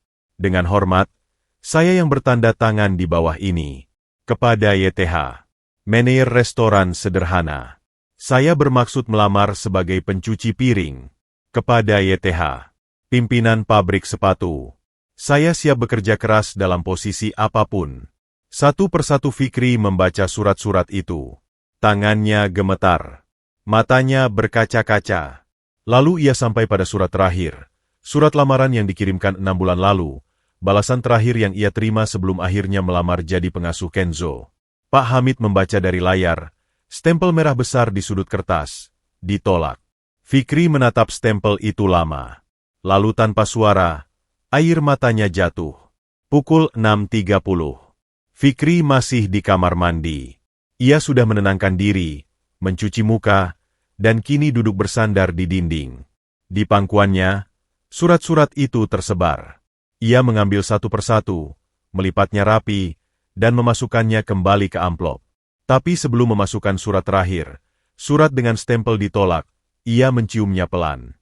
"Maafin Om, Nak," bisiknya pada amplop itu, seolah berbicara pada masa lalunya. "Om belum bisa jadi orang sukses. Om masih gagal di mana-mana. Tapi Om janji, Om gak akan nyerah." Ia menyimpan amplop itu di tas ransel lusuh, di tempat paling dalam, bersama kain jarik ibunya. Lalu ia berdiri, menatap cermin. Wajahnya sembab, mata merah. Ia menepuk-nepuk pipinya, mencoba tersenyum.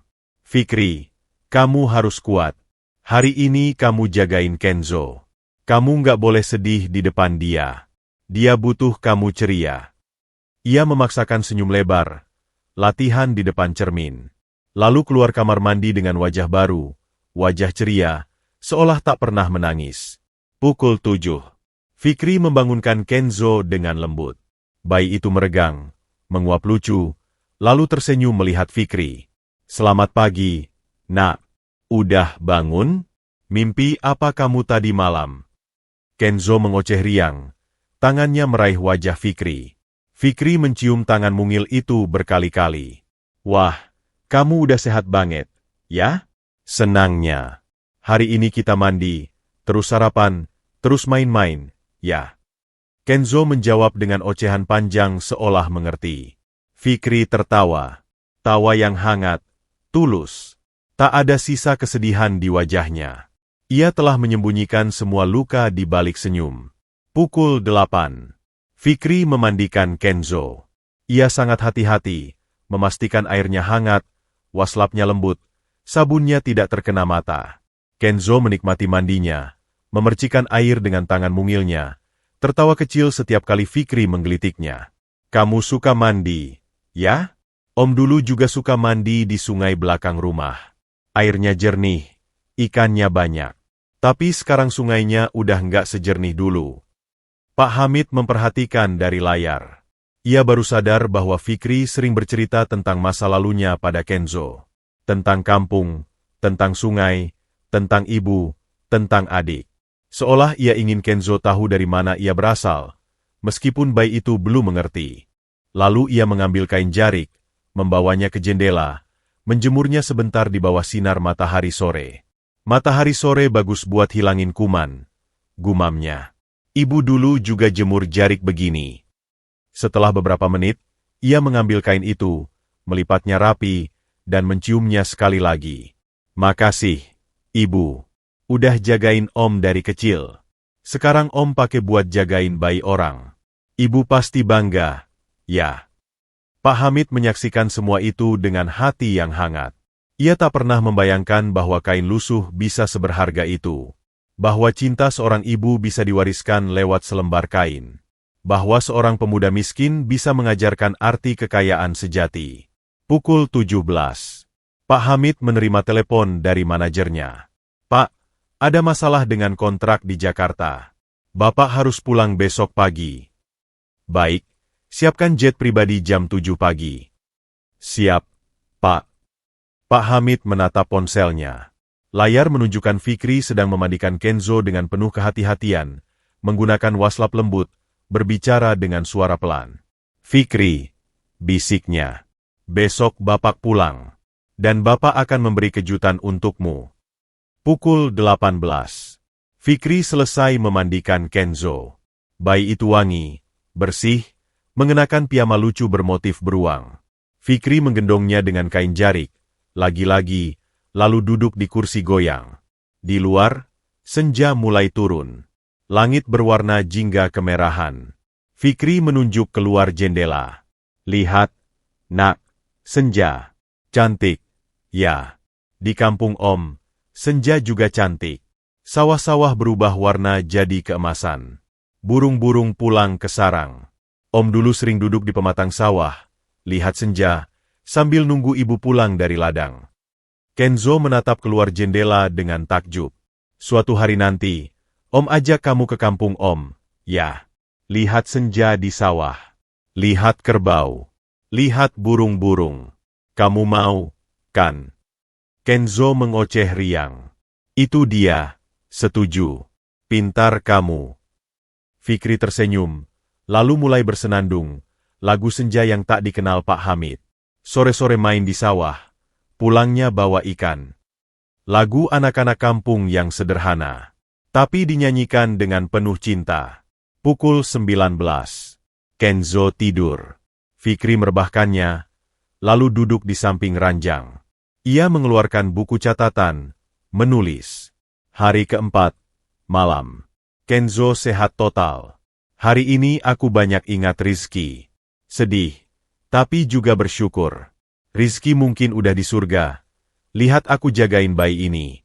Semoga Rizky bangga sama omnya. Besok aku harus semangat lagi. Jagain Kenzo sebaik-baiknya.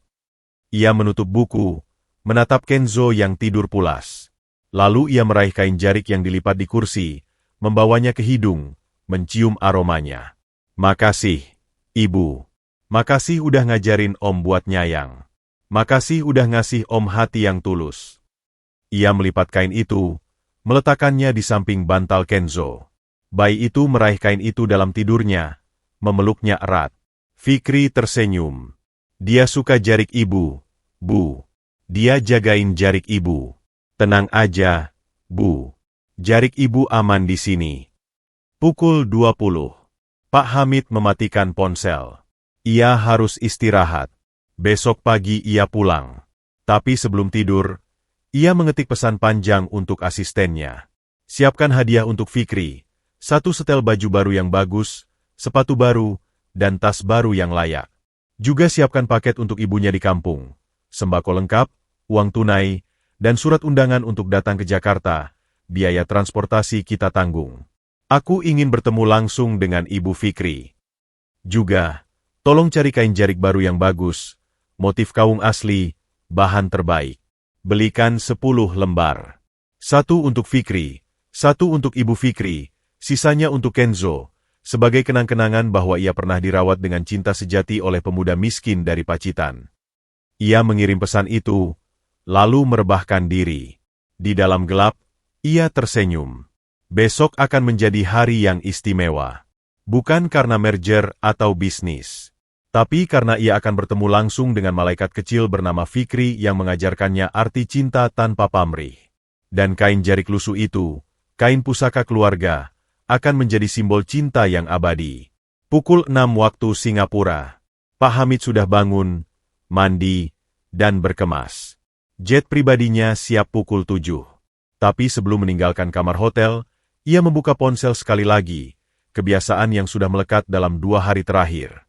Layar menunjukkan Fikri sedang melakukan sesuatu yang tak biasa.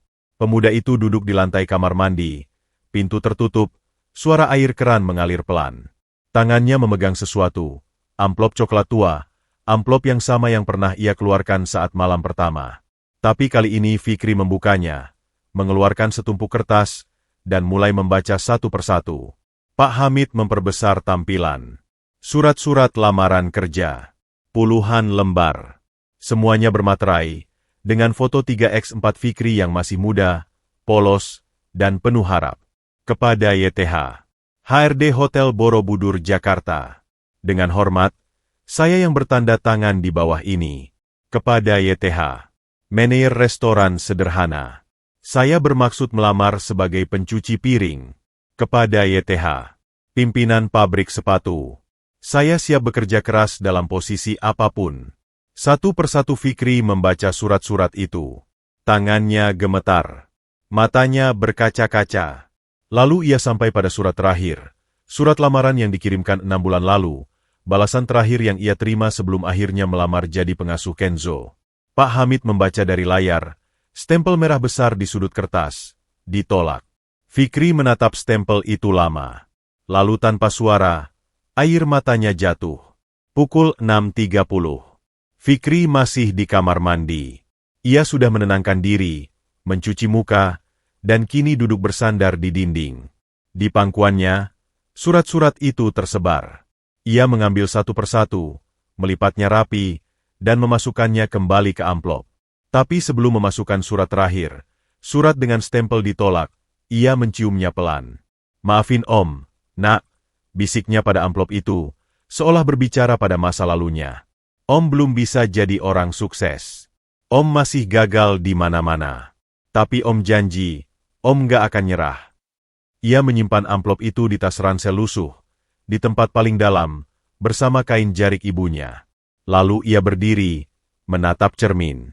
Wajahnya sembab, mata merah. Ia menepuk-nepuk pipinya, mencoba tersenyum. "Fikri, kamu harus kuat. Hari ini kamu jagain Kenzo. Kamu nggak boleh sedih di depan dia. Dia butuh kamu ceria." Ia memaksakan senyum lebar, latihan di depan cermin. Lalu keluar kamar mandi dengan wajah baru, wajah ceria, seolah tak pernah menangis. Pukul 7. Fikri membangunkan Kenzo dengan lembut. Bayi itu meregang, menguap lucu, lalu tersenyum melihat Fikri. "Selamat pagi, Nak. Udah bangun? Mimpi apa kamu tadi malam?" Kenzo mengoceh riang, tangannya meraih wajah Fikri. Fikri mencium tangan mungil itu berkali-kali. "Wah, kamu udah sehat banget, ya? Senangnya. Hari ini kita mandi, terus sarapan, terus main-main, ya?" Kenzo menjawab dengan ocehan panjang seolah mengerti. Fikri tertawa. Tawa yang hangat, tulus.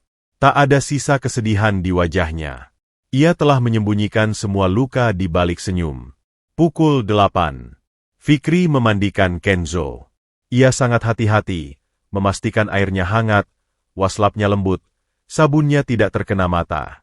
Kenzo menikmati mandinya, memercikan air dengan tangan mungilnya, tertawa kecil setiap kali Fikri menggelitiknya. "Kamu suka mandi, ya? Om dulu juga suka mandi di sungai belakang rumah. Airnya jernih, ikannya banyak. Tapi sekarang sungainya udah nggak sejernih dulu." Pak Hamid memperhatikan dari layar. Ia baru sadar bahwa Fikri sering bercerita tentang masa lalunya pada Kenzo. Tentang kampung, tentang sungai, tentang ibu, tentang adik. Seolah ia ingin Kenzo tahu dari mana ia berasal, meskipun bayi itu belum mengerti. Lalu ia mengambil kain jarik, membawanya ke jendela, menjemurnya sebentar di bawah sinar matahari sore. "Matahari sore bagus buat hilangin kuman," gumamnya. "Ibu dulu juga jemur jarik begini." Setelah beberapa menit, ia mengambil kain itu, melipatnya rapi, dan menciumnya sekali lagi. "Makasih, Ibu. Udah jagain Om dari kecil. Sekarang Om pakai buat jagain bayi orang. Ibu pasti bangga, ya." Pak Hamid menyaksikan semua itu dengan hati yang hangat. Ia tak pernah membayangkan bahwa kain lusuh bisa seberharga itu. Bahwa cinta seorang ibu bisa diwariskan lewat selembar kain. Bahwa seorang pemuda miskin bisa mengajarkan arti kekayaan sejati. Pukul 17. Pak Hamid menerima telepon dari manajernya. "Pak, ada masalah dengan kontrak di Jakarta. Bapak harus pulang besok pagi." "Baik, siapkan jet pribadi jam 7 pagi." "Siap, Pak." Pak Hamid menatap ponselnya. Layar menunjukkan Fikri sedang memandikan Kenzo dengan penuh kehati-hatian, menggunakan waslap lembut, berbicara dengan suara pelan.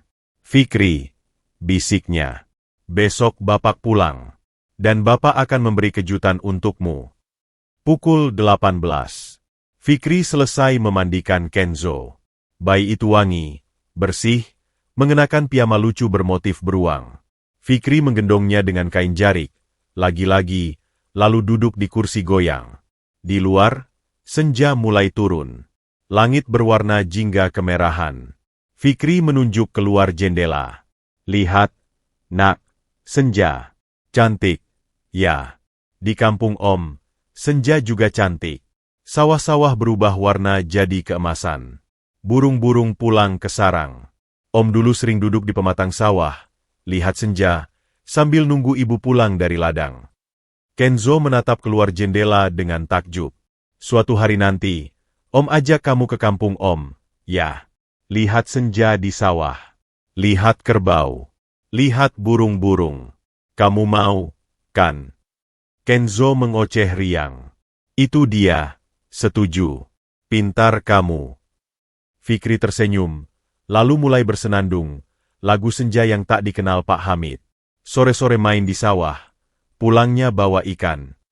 Lagu anak-anak kampung yang sederhana, tapi dinyanyikan dengan penuh cinta. Pukul 19. Kenzo tidur. Fikri merebahkannya, lalu duduk di samping ranjang. Ia mengeluarkan buku catatan, menulis. Hari keempat, malam. Kenzo sehat total. Hari ini aku banyak ingat Rizky. Sedih, tapi juga bersyukur. Rizky mungkin udah di surga. Lihat aku jagain bayi ini. Semoga Rizky bangga sama omnya. Besok aku harus semangat lagi. Jagain Kenzo sebaik-baiknya. Ia menutup buku, menatap Kenzo yang tidur pulas. Lalu ia meraih kain jarik yang dilipat di kursi, membawanya ke hidung, mencium aromanya. Makasih, Ibu. Makasih udah ngajarin Om buat nyayang. Makasih udah ngasih Om hati yang tulus. Ia melipat kain itu, meletakkannya di samping bantal Kenzo. Bayi itu meraih kain itu dalam tidurnya, memeluknya erat. Fikri tersenyum. Dia suka jarik ibu, Bu. Dia jagain jarik ibu. Tenang aja, Bu. Jarik ibu aman di sini. Pukul 20. Pak Hamid mematikan ponsel. Ia harus istirahat. Besok pagi ia pulang. Tapi sebelum tidur, ia mengetik pesan panjang untuk asistennya. Siapkan hadiah untuk Fikri. 1 setel baju baru yang bagus, sepatu baru, dan tas baru yang layak. Juga siapkan paket untuk ibunya di kampung. Sembako lengkap, uang tunai, dan surat undangan untuk datang ke Jakarta. Biaya transportasi kita tanggung. Aku ingin bertemu langsung dengan Ibu Fikri. Juga, tolong cari kain jarik baru yang bagus, motif kaung asli, bahan terbaik. Belikan 10 lembar. 1 untuk Fikri, 1 untuk Ibu Fikri, sisanya untuk Kenzo, sebagai kenang-kenangan bahwa ia pernah dirawat dengan cinta sejati oleh pemuda miskin dari Pacitan. Ia mengirim pesan itu, lalu merebahkan diri. Di dalam gelap, ia tersenyum. Besok akan menjadi hari yang istimewa. Bukan karena merger atau bisnis, tapi karena ia akan bertemu langsung dengan malaikat kecil bernama Fikri yang mengajarkannya arti cinta tanpa pamrih.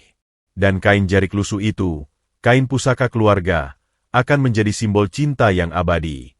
Pukul 6 waktu Singapura. Pak Hamid sudah bangun, mandi, dan berkemas. Jet pribadinya siap pukul 7.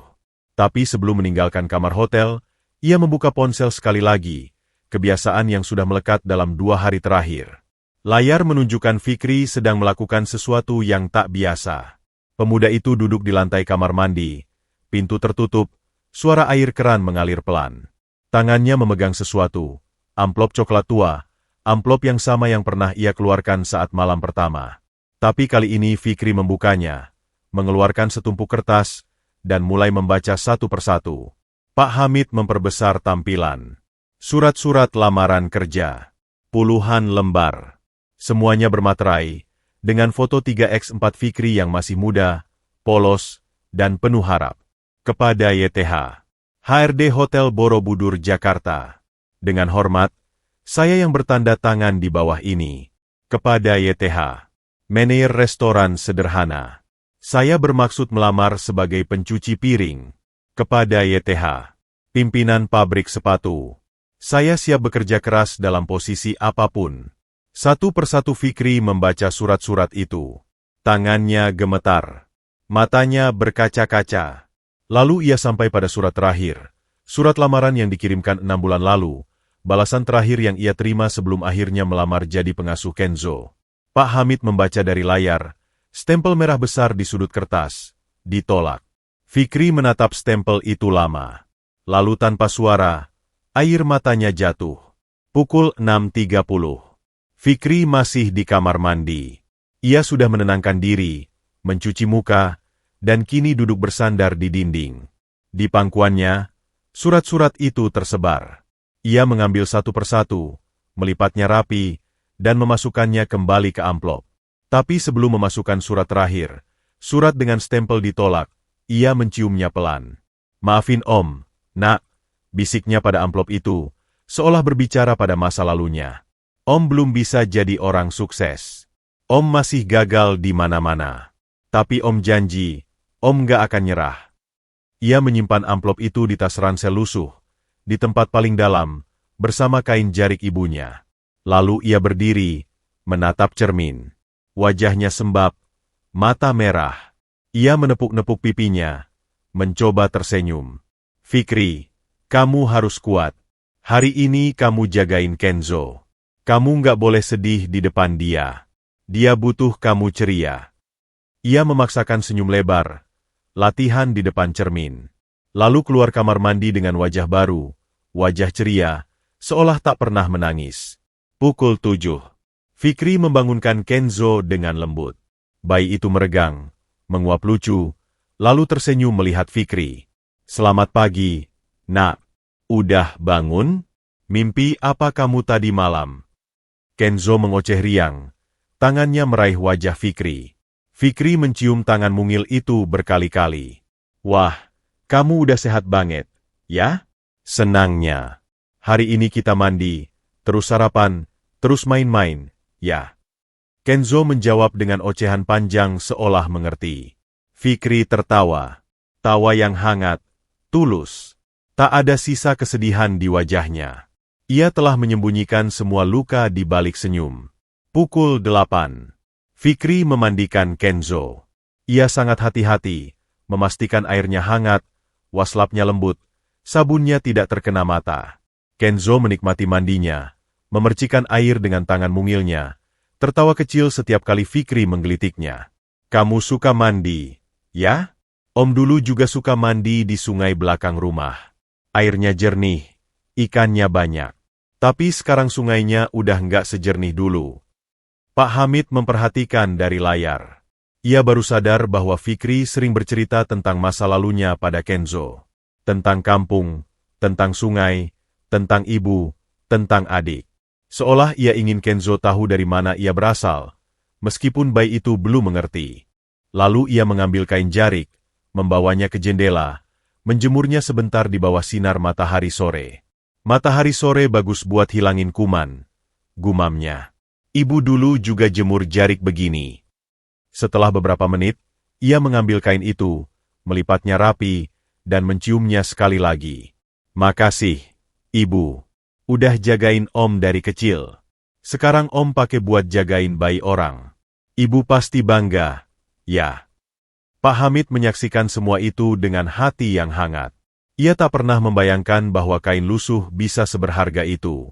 Bahwa cinta seorang ibu bisa diwariskan lewat selembar kain. Bahwa seorang pemuda miskin bisa mengajarkan arti kekayaan sejati.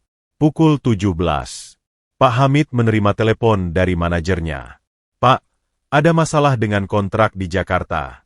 Bapak harus pulang besok pagi." "Baik, siapkan jet pribadi jam 7 pagi." "Siap, Pak." Pak Hamid menatap ponselnya. Layar menunjukkan Fikri sedang memandikan Kenzo dengan penuh kehati-hatian, menggunakan waslap lembut, berbicara dengan suara pelan. "Fikri," bisiknya, "besok Bapak pulang, dan Bapak akan memberi kejutan untukmu." Pukul 18. Fikri selesai memandikan Kenzo. Bayi itu wangi, bersih, mengenakan piyama lucu bermotif beruang. Fikri menggendongnya dengan kain jarik, lagi-lagi, lalu duduk di kursi goyang. Di luar, senja mulai turun. Langit berwarna jingga kemerahan. Fikri menunjuk keluar jendela. "Lihat, Nak, senja. Cantik, ya. Di kampung Om, senja juga cantik." Sawah-sawah berubah warna jadi keemasan. Burung-burung pulang ke sarang. Om dulu sering duduk di pematang sawah, lihat senja, sambil nunggu ibu pulang dari ladang. Kenzo menatap keluar jendela dengan takjub. Suatu hari nanti, Om ajak kamu ke kampung Om, ya. Lihat senja di sawah. Lihat kerbau. Lihat burung-burung. Kamu mau, kan? Kenzo mengoceh riang. Itu dia, setuju. Pintar kamu. Fikri tersenyum, lalu mulai bersenandung, lagu senja yang tak dikenal Pak Hamid. Sore-sore main di sawah, pulangnya bawa ikan.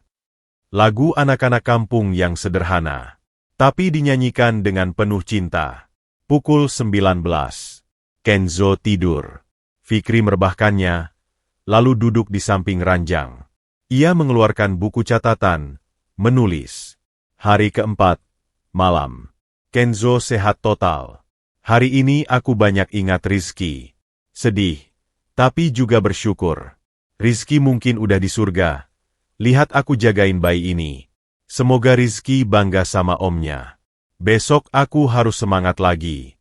Jagain Kenzo sebaik-baiknya. Ia menutup buku, menatap Kenzo yang tidur pulas. Lalu ia meraih kain jarik yang dilipat di kursi, membawanya ke hidung, mencium aromanya. Makasih, Ibu. Makasih udah ngajarin Om buat nyayang. Makasih udah ngasih Om hati yang tulus. Ia melipat kain itu, meletakkannya di samping bantal Kenzo. Bayi itu meraih kain itu dalam tidurnya, memeluknya erat. Fikri tersenyum. Dia suka jarik Ibu, Bu.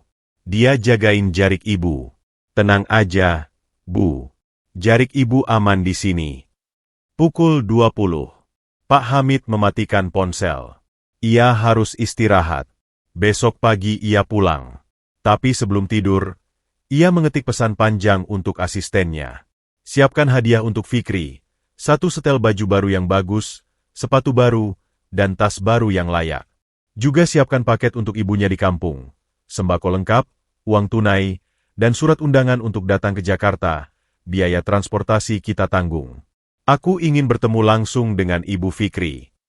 Juga, tolong cari kain jarik baru yang bagus, motif kaung asli, bahan terbaik.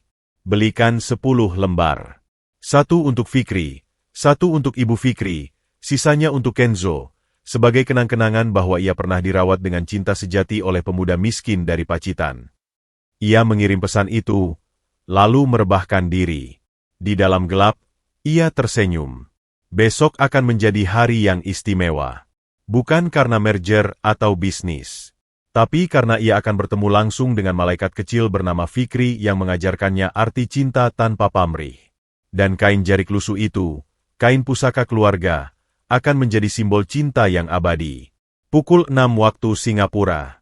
Pak Hamid sudah bangun, mandi, dan berkemas. Jet pribadinya siap pukul 7. Tapi sebelum meninggalkan kamar hotel, ia membuka ponsel sekali lagi, kebiasaan yang sudah melekat dalam 2 hari terakhir. Layar menunjukkan Fikri sedang melakukan sesuatu yang tak biasa. Pemuda itu duduk di lantai kamar mandi, pintu tertutup, suara air keran mengalir pelan. Tangannya memegang sesuatu, amplop coklat tua, amplop yang sama yang pernah ia keluarkan saat malam pertama. Tapi kali ini Fikri membukanya, mengeluarkan setumpuk kertas, dan mulai membaca satu persatu. Pak Hamid memperbesar tampilan. Surat-surat lamaran kerja. Puluhan lembar. Semuanya bermaterai, dengan foto 3x4 Fikri yang masih muda, polos, dan penuh harap. Kepada YTH. HRD Hotel Borobudur, Jakarta. Dengan hormat, saya yang bertanda tangan di bawah ini. Kepada YTH. Manajer restoran sederhana. Saya bermaksud melamar sebagai pencuci piring. Kepada YTH. Pimpinan pabrik sepatu. Saya siap bekerja keras dalam posisi apapun. Satu persatu Fikri membaca surat-surat itu. Tangannya gemetar. Matanya berkaca-kaca. Lalu ia sampai pada surat terakhir. Surat lamaran yang dikirimkan 6 bulan lalu. Balasan terakhir yang ia terima sebelum akhirnya melamar jadi pengasuh Kenzo. Pak Hamid membaca dari layar. Stempel merah besar di sudut kertas. Ditolak. Fikri menatap stempel itu lama. Lalu tanpa suara, Air matanya jatuh. Pukul 6.30. Fikri masih di kamar mandi. Ia sudah menenangkan diri, mencuci muka, dan kini duduk bersandar di dinding. Di pangkuannya, surat-surat itu tersebar. Ia mengambil satu persatu, melipatnya rapi, dan memasukkannya kembali ke amplop. Tapi sebelum memasukkan surat terakhir, surat dengan stempel ditolak, ia menciumnya pelan. "Maafin Om, Nak," bisiknya pada amplop itu, seolah berbicara pada masa lalunya. "Om belum bisa jadi orang sukses. Om masih gagal di mana-mana. Tapi Om janji, Om gak akan nyerah." Ia menyimpan amplop itu di tas ransel lusuh, di tempat paling dalam, bersama kain jarik ibunya. Lalu ia berdiri, menatap cermin. Wajahnya sembab, mata merah. Ia menepuk-nepuk pipinya, mencoba tersenyum. "Fikri, kamu harus kuat. Hari ini kamu jagain Kenzo. Kamu nggak boleh sedih di depan dia. Dia butuh kamu ceria." Ia memaksakan senyum lebar, latihan di depan cermin. Lalu keluar kamar mandi dengan wajah baru, wajah ceria, seolah tak pernah menangis. Pukul 7. Fikri membangunkan Kenzo dengan lembut. Bayi itu meregang, menguap lucu, lalu tersenyum melihat Fikri. "Selamat pagi, Nak. Udah bangun? Mimpi apa kamu tadi malam?" Kenzo mengoceh riang, tangannya meraih wajah Fikri. Fikri mencium tangan mungil itu berkali-kali. "Wah, kamu udah sehat banget, ya?" Senangnya. "Hari ini kita mandi, terus sarapan, terus main-main, ya?" Kenzo menjawab dengan ocehan panjang seolah mengerti. Fikri tertawa. Tawa yang hangat, tulus. Tak ada sisa kesedihan di wajahnya. Ia telah menyembunyikan semua luka di balik senyum. Pukul 8. Fikri memandikan Kenzo. Ia sangat hati-hati, memastikan airnya hangat, waslapnya lembut, sabunnya tidak terkena mata. Kenzo menikmati mandinya, memercikan air dengan tangan mungilnya, tertawa kecil setiap kali Fikri menggelitiknya. "Kamu suka mandi, ya? Om dulu juga suka mandi di sungai belakang rumah. Airnya jernih, ikannya banyak. Tapi sekarang sungainya udah nggak sejernih dulu." Pak Hamid memperhatikan dari layar. Ia baru sadar bahwa Fikri sering bercerita tentang masa lalunya pada Kenzo. Tentang kampung, tentang sungai, tentang ibu, tentang adik. Seolah ia ingin Kenzo tahu dari mana ia berasal, meskipun bayi itu belum mengerti. "Dia tidurnya kayak adikmu dulu, Le," bisik ibu Fikri. "Tenang banget, kayak nggak punya beban." Fikri duduk di samping ibunya, menatap Kenzo dengan penuh cinta. "Iya, Bu. Aku juga ngerasa aneh. Waktu jagain dia, rasanya kayak aku lagi jagain Rizky. Kayak Allah kasih aku kesempatan kedua buat ngerawat adik." Ibunya mengangguk, air mata mengalir. "Rizky pasti senang lihat kamu sekarang, Le. Dari surga, dia pasti tersenyum." Pak Hamid bergabung, membawa nampan berisi teh hangat dan kue. Ia duduk di kursi seberang, tersenyum melihat pemandangan itu. "Bu, saya mau cerita," katanya. "Waktu saya pasang kamera tersembunyi, saya pikir saya akan lihat hal buruk. Tapi yang saya lihat malah sebaliknya. Saya lihat Fikri nangis karena kangen adiknya. Saya lihat dia berdoa minta jagain Kenzo. Saya lihat dia nyanyi lagu-lagu daerah pakai kain jarik pemberian ibu." Ibu Fikri terharu. Ia menatap anaknya dengan bangga. Dia memang anak baik, Pak Hamid. Dari kecil sudah begitu. Waktu adiknya sakit, dia rawat siang malam. Waktu adiknya meninggal, dia nangis berhari-hari. Tapi dia nggak pernah putus asa. Dia terus berusaha jadi orang baik. Saya tahu, Bu. Itu sebabnya saya minta Fikri tinggal di sini selamanya. Sebagai keluarga. Ibu Fikri menangis lagi. Ia meraih tangan Pak Hamid. "Terima kasih, Nak. Terima kasih banyak. Ibu cuma bisa doain Bapak sekeluarga selalu diberkati Allah." Seminggu kemudian, Ibu Fikri pamit pulang ke kampung. Tapi sebelum pergi, ia memeluk Fikri lama. "Le, Ibu tenang sekarang. Ibu tahu kamu di sini baik-baik aja. Ibu nggak usah khawatir lagi." Iya, Bu. Fikri bakal sering kirim kabar. Nanti kalau lebaran, Fikri pulang. Jangan lupa bawa Kenzo ya, Le. Ibu pengen kampung kita lihat dia. Iya, Bu. Janji. Pak Hamid mendekat, menyerahkan amplop pada Ibu Fikri. Ini buat Ibu, sedikit oleh-oleh. Waduh, Pak Hamid, nggak usah. Terima, Bu. Buat beli tanah atau renovasi rumah. Biar Ibu tinggal lebih nyaman. Ibu Fikri tertegun. Ia membuka amplop, isinya uang yang tak terhitung banyaknya. Pak, ini terlalu. Ibu, Fikri udah kasih saya hadiah lebih berharga dari uang. Jadi, terima aja. Ibu Fikri menangis, memeluk Pak Hamid. Anak baik, anak baik. Allah pasti balas kebaikan Bapak. 2 bulan kemudian. Hari itu ulang tahun Kenzo yang ke-7 bulan. Pak Hamid mengadakan acara kecil di rumah. Hanya mereka bertiga dan beberapa staf lama. Suasana hangat, penuh tawa. Fikri membuatkan Kenzo kue sederhana, bolu pisang buatan sendiri, resep ibunya. Kenzo, yang sudah bisa duduk tegak, memasukkan tangan ke kue, tertawa melihat kekacauan yang ia buat. Kamu ini, Nak. Fikri tertawa, membersihkan tangan Kenzo. Pak Hamid merekam momen itu dengan ponselnya. Lalu ia bergabung, duduk di samping Fikri. Fikri, saya mau ngomong sesuatu. Iya, Mas. Pak Hamid menghela napas. Waktu istri saya meninggal, saya pikir dunia saya hancur. Saya pikir nggak akan ada lagi kebahagiaan. Tapi kemudian kamu datang. Kamu bawa warna baru ke hidup kami. Kamu bikin rumah ini jadi rumah lagi. Bukan cuma bangunan, tapi rumah yang hangat. Fikri terharu. Mas, saya cuma. Jangan bilang cuma. Kamu bukan cuma apapun. Kamu adalah berkah. Kamu adalah jawaban doa saya.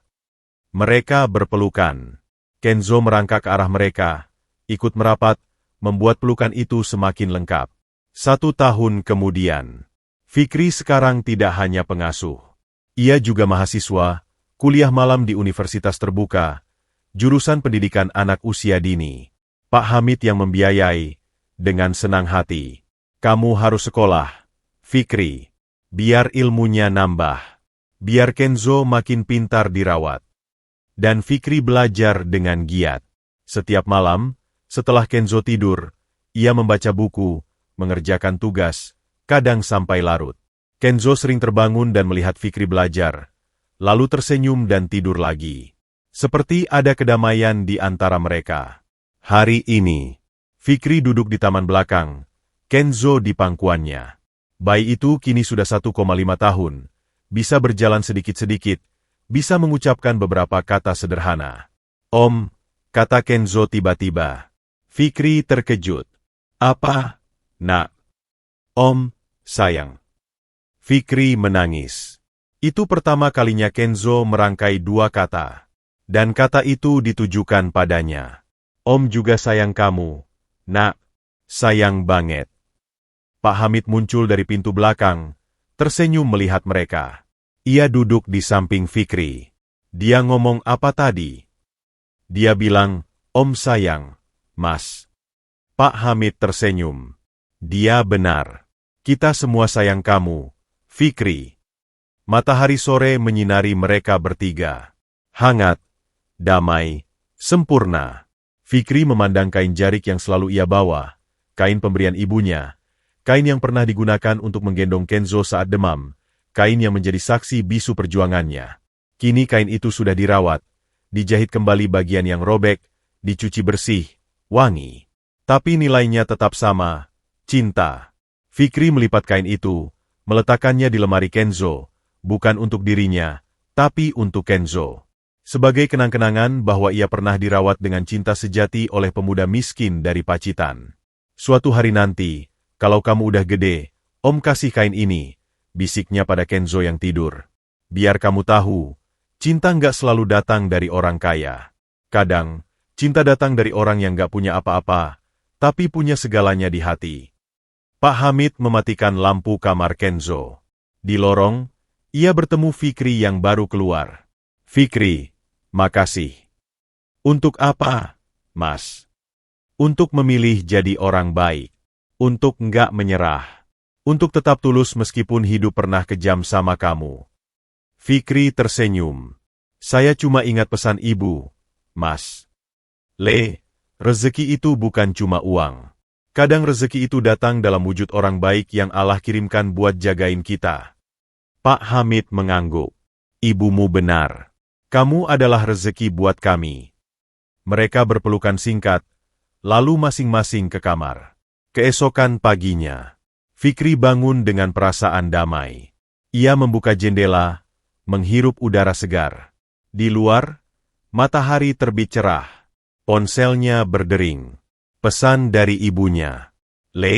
Ibu mimpi Rizky tadi malam. Dia tersenyum, bilang, makasih, Bu, udah jagain Om. Om sekarang bahagia. Aku tenang. Ibu nangis. Tapi nangis bahagia. Fikri membalas dengan tangan bergetar. Makasih, Bu. Fikri juga bahagia. Doain Fikri terus, ya. Ia menatap langit, berbisik pelan. Rizky, Om bahagia sekarang. Kamu tenang di sana, ya. Om gak akan lupa sama kamu. Om sayang kamu, Dek. Kenzo terbangun. Fikri mendengar rengekannya dari kamar sebelah. Ia segera ke sana, membuka pintu, dan melihat Kenzo berdiri di ranjangnya, tangan terulur. Om, gendong. Fikri menggendongnya erat. Kenzo memeluk lehernya, meletakkan kepala di pundaknya. Om sayang kamu, Nak. Kenzo, sayang. Om. Fikri tersenyum, air mata bahagia mengalir. Ia tak pernah menyangka, menjadi pengasuh bayi kaya raya akan membawanya pada keluarga baru, cinta baru, harapan baru. Ia tak pernah menyangka, kain jarik lusuh ibunya akan menjadi simbol cinta yang abadi. Tapi itulah hidup, kejutan demi kejutan. Dan yang terpenting, Fikri belajar satu hal, kebaikan tulus tak pernah sia-sia. Allah selalu punya cara untuk membalasnya, seringkali dengan cara yang tak terduga. Di luar, matahari terus naik. Hari baru dimulai. Dan Fikri siap menjalaninya. Dengan senyum, dengan cinta, dengan kain jarik di lemari, dan dengan Kenzo di gendongan. Karena kini, ia punya keluarga. Karena kini, ia pulang.